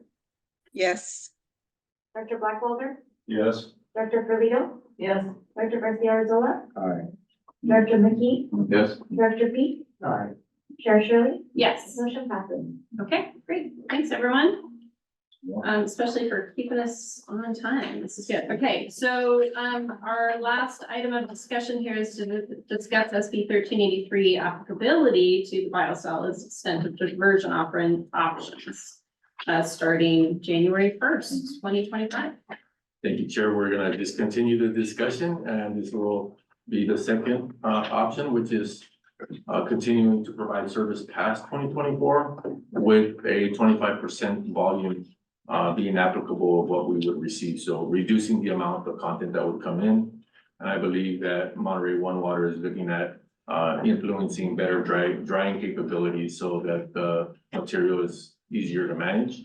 At this time, we also have Guy Petrichor that will lead the discussion to January 1st of 2025. Thank you. Thank you, Felipe. The purpose of this agenda item is to begin a discussion. There was no intention that there be any decisions made today. The responsibility for compliance of SB 1383 is assigned to the jurisdictions, the cities and the counties. It's not a ReGen requirement or responsibility. ReGen is a service provider. It's the cities and counties under SB 1383 that are responsible for compliance. And so staff here is suggesting that this particular topic of to what degree compliance is attained be first held internal to the jurisdictions before letting ReGen staff know about what the jurisdiction's opinions are about continuing biosolids disposal after January 1st.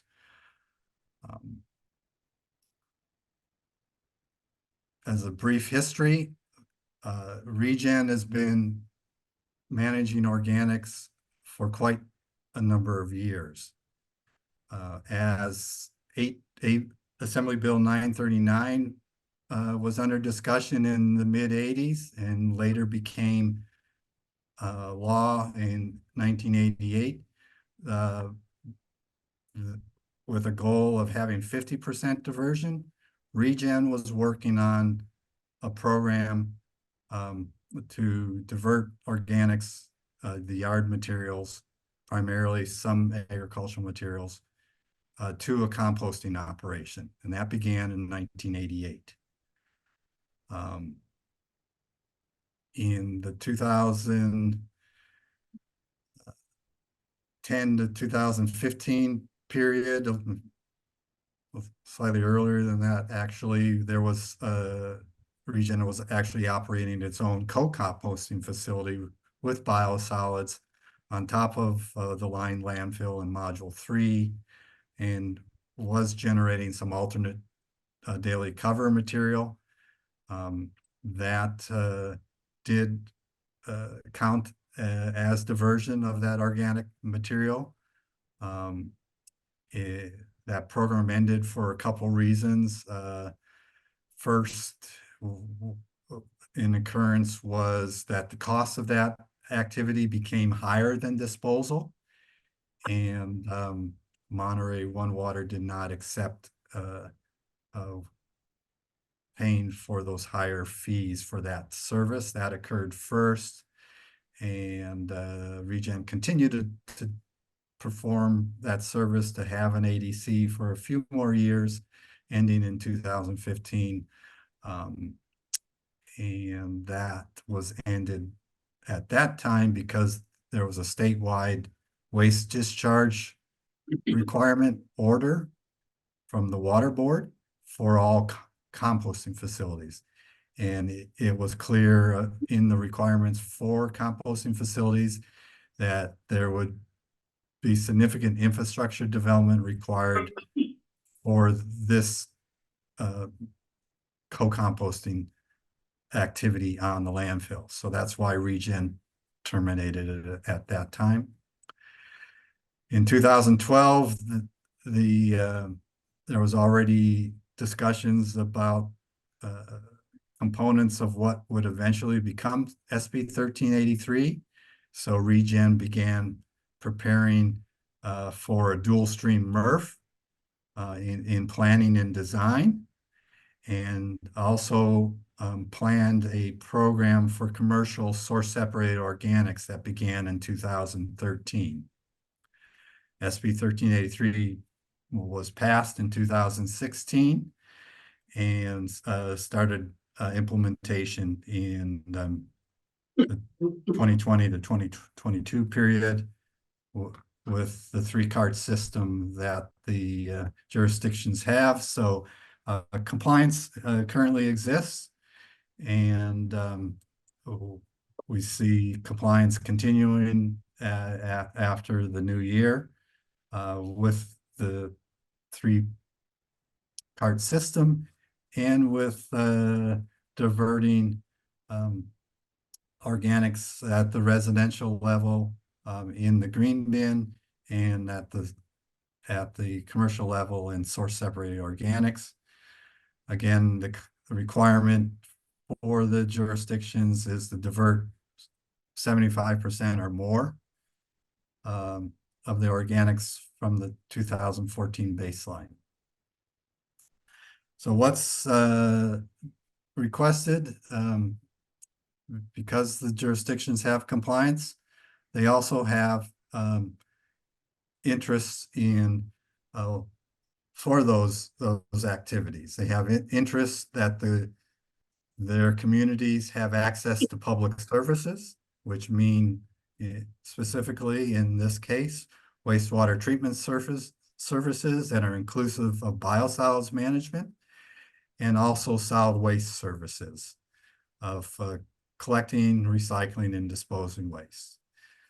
So that's the interest of the member agencies. SB 1383 has an interest to divert organics away from landfill disposal.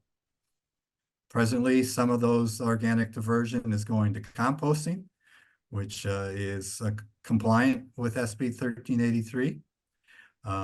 Separately, those organics could also go to co-digestion or other alternative processing technologies.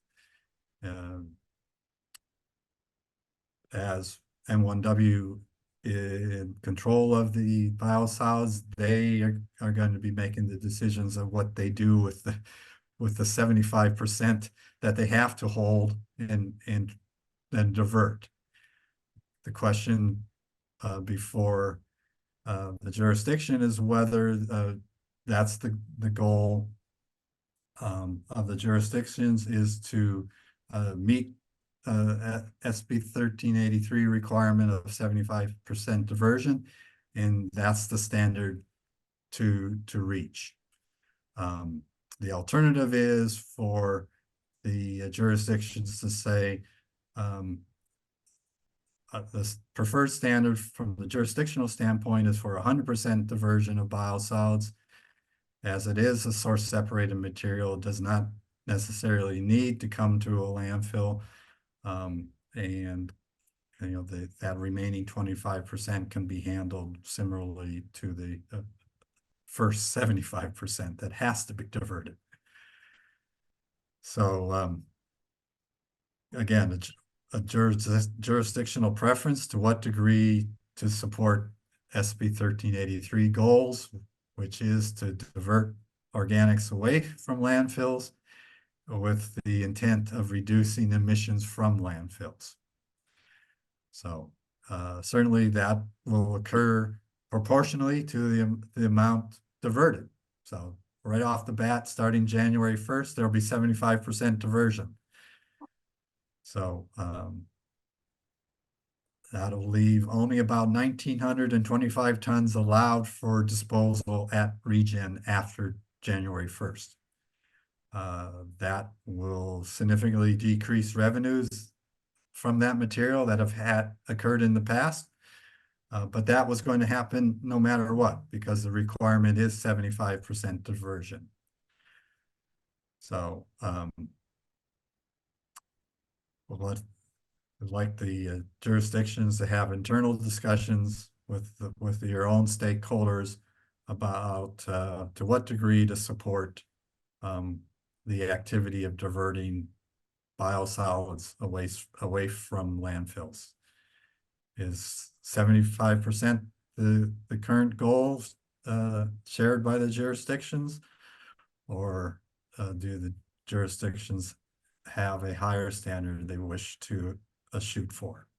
That's basically the questions that we'd like you all to have with your peers inside your jurisdictions, and now we bring this topic up at a separate date to discuss it in greater detail later. Back to you, Chair Shirley. All right, thank you, Guy. In response to that, I'm just wondering what information do we take back to our jurisdictions to answer this question? Are we looking at, is it just about compliance? To the extent of either 75% or 100%, is there costs associated, with our jurisdictions? Like how can our jurisdictions answer this question? What information are they using to answer this question?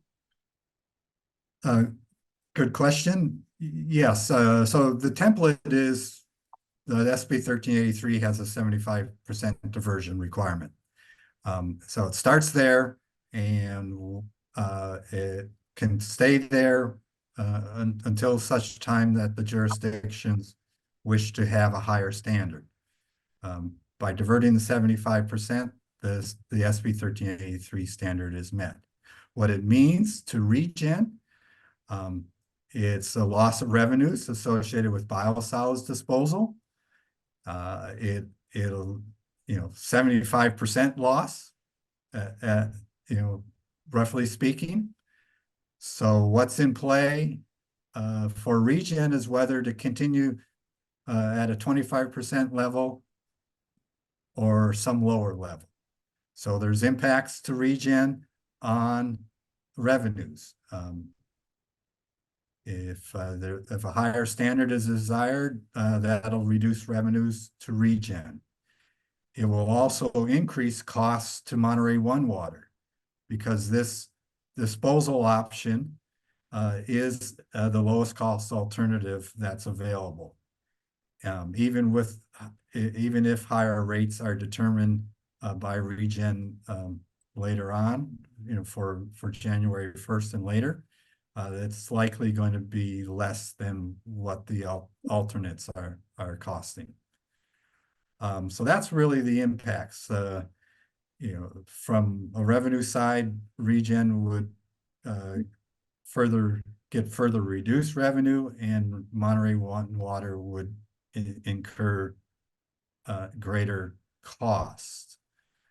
It does also potentially eliminate the option of having biosolids disposal, even though it's only for 25%. So there's a public service option that would potentially be eliminated if the jurisdictions chose an 100% diversion standard for biosolids.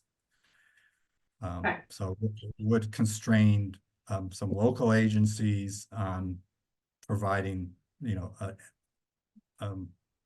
from one management option available to them. Okay, thank you, Guy. Questions from the Director Holder. So what's the chance that we're gonna meet the 75% come January? So for biosolids, it's very likely it's going to be met because it's a source separated material that's controlled. The ReGen does not have to receive it beyond the 25% level. So for that material, compliance will be obtained. For organics in the waste stream, presently the compliance activity being monitored by Cal Recycle is at the system level, and the member agencies have a system compliant program, and that the program will be viewed as being in compliance because it's operating. So it's a maybe? But No. my understanding that the 75% diversion will be accomplished. Okay. They just need to not send it to us, they'll send it to someone else. So we're good, they're good with 75%. I think the question is, do we want to accept that 25%? Yes or no? And it sounds like that decision is coming back to the jurisdictions so that we can then provide direction in the future for. Yes, so this item will come back. We'll work on the questions that should be discussed or the items that should be discussed for every one of you here on the board. So if we do take the biosolids, then we won't be in compliance with. We will. If we take 25% of the biosolids, we'll be in compliance. If we're operating as we are right now, in January, will we meet the 75%? No. Okay. And what will happen to us if we don't meet the 75% come January 1st? We will. We will make the 75% because we're giving direction to Monterey One Water on what we'll accept. So if we take anything after January 1st, it'll be a little bit less than 2,000 tons versus the existing number that they have today. So we're just reducing the amount that they can actually bring in so we can be compliant. And so they're gonna end up off in somewhere else. Yes. And then they'll not be in compliance. They will be in compliance because they're taking it somewhere else where it can be treated and reused again. Director Burlito. So in the great scheme of things, what is the best thing for the environment and for reducing methane and greenhouse gases? I think that's, we should work from what is the best goal, not just from what's gonna bring more revenue or not, and trying to jockey the figures for that. You know, it seems to me the best and highest order would be if every jurisdiction decided to divert 100%. Not that they may be able to do that, but is that the best thing for the environment? I think we have to have guidance. How to talk to our jurisdictions about what our goals should be based on science, health, and safety. Sure. Thank you. Our Director Barber. You have your hand I up? believe, yes, but I believe Director Root Askew was first. Oh, sorry. Okay. Director Root Askew. Yeah, no, thank you. So I'm literally at the CSAC conference right now, and I know there is some discussion about legislative lessening of the or reducing of the regulations for diversion, because I know that a lot of jurisdictions are really struggling to meet these goals that have been laid out. So I just want to put that on the table. So there are deadlines to meet these diversions, but there's it is an active discussion that's happening. So just FYI. And then the and I guess Director Ferlito's question about what's in the, what is the bigger best interest? So if we have Monterey One Water that's adjacent to us, and the transportation costs for them to transfer these biosolids to us is sort of a bigger picture, better option, even if it means that our diversion rates are lower than they would have been otherwise. It seems like there's sort of a balancing act that I'm interested in discussing or factoring into our decisions. You know, it seems counterproductive for us to say we want to, you know, achieve a higher rate of diversion if it means that a neighboring agency is then incurring significantly additional costs and transportation impact by having to move their biosolids to a different location. If that's not exactly how it's happening, if someone could explain that to me again, but that's what I'm hearing, I think. And I don't think that that makes sense. So just weighing in support of Director Ferlito's assessment of that. Great, thank you. Dr. Barber, did you still have a comment? Well, yes, I really, Director Root Askew answered it by hearing some of the possibilities that may happen, because I was having a concern about some of the jurisdictions, including my own, being able to meet the percentage and what that looks like, especially by January 1, 2025. I do know there has been challenges, but even though we continue to move forward, there have been some struggles and challenges. So that was my concern there. And also listening to some of my other colleagues about what happens if we don't meet that. So that was more of my concern about the organics, and also when it comes down to if it is costing more to M1W, but that looks like even for the end user, for the customer on the other end as well. All right, thank you. So what I'm hearing is that we will be in compliance January 1st because 75%, I'm assuming, M1 has committed to diverting.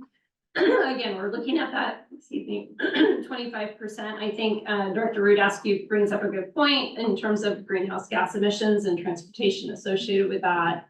If we are just looking at it from an environmental point of view, you know, we can look at it from a financial point of view. I think there's some additional information that maybe needs to be gathered or just laid out for us specifically so that we can take this back to our jurisdiction. We don't need an immediate answer. We have several more months to work on it and get more detail. When you go out to the public, I think we have someone in the public that would like to. Okay, all right, well, let's take this out to the public.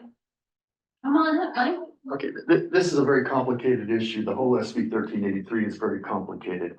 The district doesn't have a recycling requirement. Each of the jurisdictions that drop stuff here has the recycling requirement.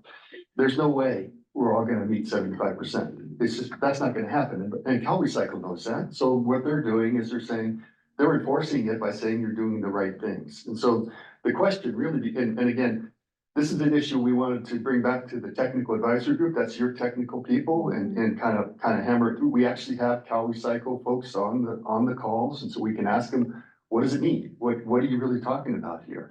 And so I think the issue is a bigger one for Monterey One, is that it's their compliance, and whether they have a discussion with Cal Recycle, they may be able to find a different number that's acceptable. But the whole landfill is not going to be 75% diverted. But what are we at now? 50 or 70? About 50. We can't make it 25% in a year. It's just not gonna happen.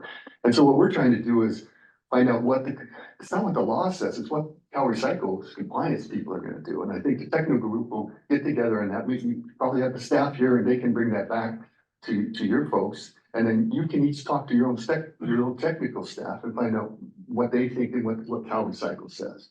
And I think that, we're in a transition, because before biosolids was a good thing. It was, we were diverting stuff from the landfill, counted as diversions, and now it doesn't. And so we have to just figure out what makes the most sense. The problem with the environmental benefit of SB 1383 is not everything in SB 1383 really causes an environmental benefit. And so you've got to really look at it from that perspective. I mean, is there a better place to put biosolids? We have a system here to get some benefit out of it. Is there a better benefit somewhere else? And that's really the problem with it. 1383 is you can do composting, you can do what we're trying to do with Monterey One, but what else can you do with the organics? And so the question is, if you hit 75, you don't have any beneficial use for it. What are you really doing for the environment? So anyway, that helps. Yes, good morning. My name is Matt Thompson. I'm an environmental engineer, the new director of engineering for Monterey One Water. Appreciate the opportunity to speak to this particular issue. I wanted to start out by encouraging a really holistic perspective on this. Give you a little bit of lay of the land of biosolids. In this particular county, the land application of digested biosolids is prohibited.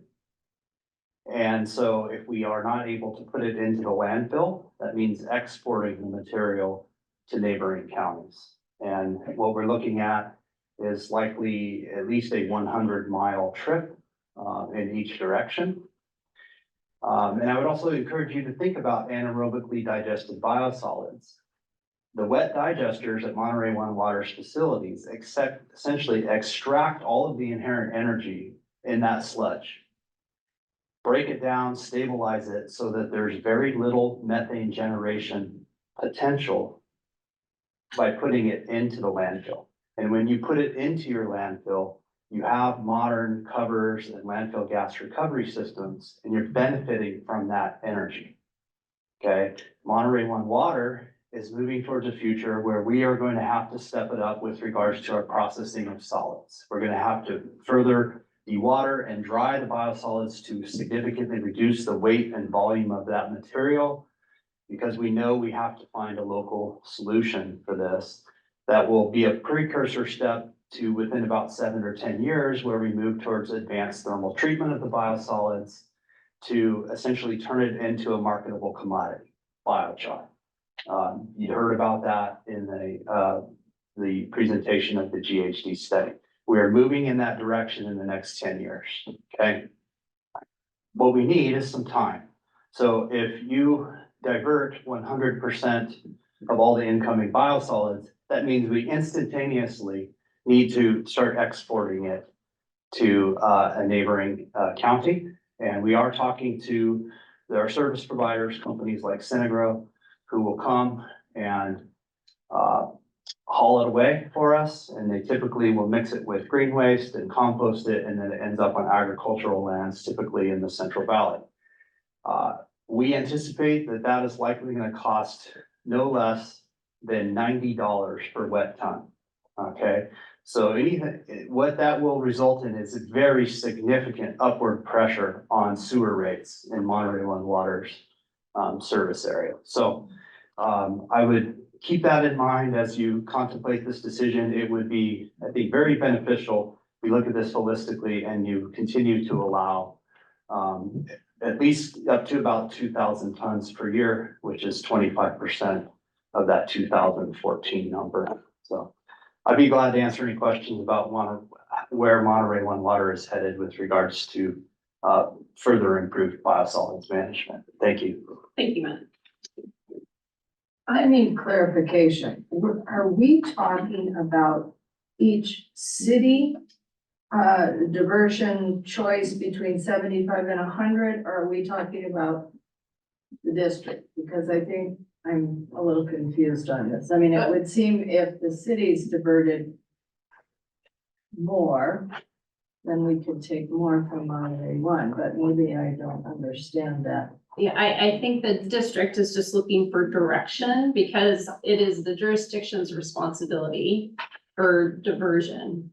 And so, and we're not gonna make any decision on this now. So this is just the idea that we have to go to our jurisdictions, maybe think about the pluses and minuses of either accepting that 25% or not. And so, and then we'll come back and direct the district to make some further. That's still not answering my confusion here. Because it says, do they want to do, in these are jurisdictions, only the minimum required? Or do they want to do 100%? Is that each individual jurisdiction? This is just in response to the biosolids. Right. So, just biosolids. And so if they diverted 75%, they would be meeting the law at that point in January. But as you know, Director Root asked, you talked about, like, there may be changes to that we see in the future. And so I think this is being brought to us now with that idea of just kind of starting that discussion and thinking about that. Does that help answer your question? Yes and no. Okay. All right, any further public comments? Okay, back to the directors. Felipe, do you need any more? No, at this point, we have discussion? enough information. We'll take the notes that we've heard and try to make it a little bit more clear as we progress forward. But you'll hear this item a few more times before we have to make a decision. Okay. Thank you. Okay, great. All right, thank you very much for that. All right, we'll move on to staff reports. Staff reports are they're not gonna present. So directors, do you have any questions on the reports that were in the agenda in terms of the finance reports or the TAC report? No questions. Okay, great. We'll move on to other correspondence. We have a letter from LAPCO, and I believe, Rob, you're gonna provide some information on that.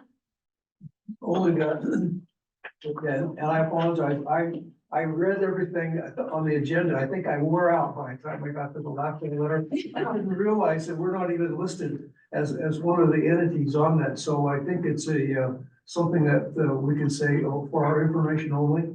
It requires no action by this board. Okay, perfect. Great. Thank you. All right, we'll move on to General Manager Communications. Thank you, Chair. I'd like to talk about some tours that we had. The communications team hosted two of the largest tourist groups that we had in the past few years. The Biodegradable Mulch Research Symposium and the California Marine Sanctuary Foundation met with MERC Manager David Salcido. Spoke about our ag plastic recycling program. Question, is this a friendly group? Yes. These are friendly groups. Yes, friendly groups. The foundation wants to keep ag plastics from drifting into the bay and help find markets for recycling material. They also visited the composting yard and learned about our mulch and compost. We also hosted the Oregon Refuge and Recycling Association, made up of 30 professionals from waste haulers, association staff, waste management districts in Oregon. The group did a full site tour. They rented their own coach bus, and Eric and Zoe and Jay all assisted in the tour, sharing the acknowledgements around what we're learning around 1383 and keeping our organics out of the landfill. So they were very, very impressed. They look at us as a one-stop shop for many, many items. In some of the areas that they have, they're only represented by one landfill and then other operations outside of it. So they were very grateful for the tour. The communications teams also completed a tour around local edible food recovery organizations that receive grants to increase their capacity. The Salvation Army in Hollister was very thankful for the new freezer unit. They mainly serve farm workers, and the unit came in just in time to collect the store hundreds of turkeys, hams, and chickens for the Easter distribution. Shoreline Church increased their refrigeration capacity to serve Monterey Peninsula residents in need. The Veterans Transition Center was thankful for the new refrigeration units for their pantry that serves homeless and recovering homeless veterans. You can see the weekly video series about these organizations and our edible food recovery grants on our social media. Thank you, Eric, for keeping everybody informed. We also did some outreach. The Monterey Museum and Art Block Party welcomed approximately about 5,500 people on Saturday, April 6th. ReGen Monterey outreach table was very busy, giving out 50 food waste pails and educating the community on what's recyclable, compostable, and what goes in MSW. And we continue to still use our pitch and toss basket, and we're working on some new items that can come in the future. Some other events that were held were the Earth Day outreach events in Marina, Seaside, and Carmel. Good old days, we're looking for volunteers to support. And continuing on, we had Glacier Learning Camera Systems. CEO Rebecca Hu gave us information around our advanced learning systems that we have in our recycling facility sort lines. It helps us improve our recovery and look at other options. And we're still looking into the findings on that, but we can see through these camera systems what is still going out the back end, and can we put systems in play that that are viable to capture that material at an affordable cost. So we're just looking at and analyzing the material that's going through our material recycling facility. I was also able to join the Veterans Transition Board meeting. We hosted it here in this facility on Wednesday and heard a little bit about what's going on with BDC and shared information about ReGen's pathway, what we've accomplished, and the partnership that we have with BDC. And finally, next month, we'll be recognizing our legal counsel, Rob Wellington, for 50 years of service at ReGen Monterey. And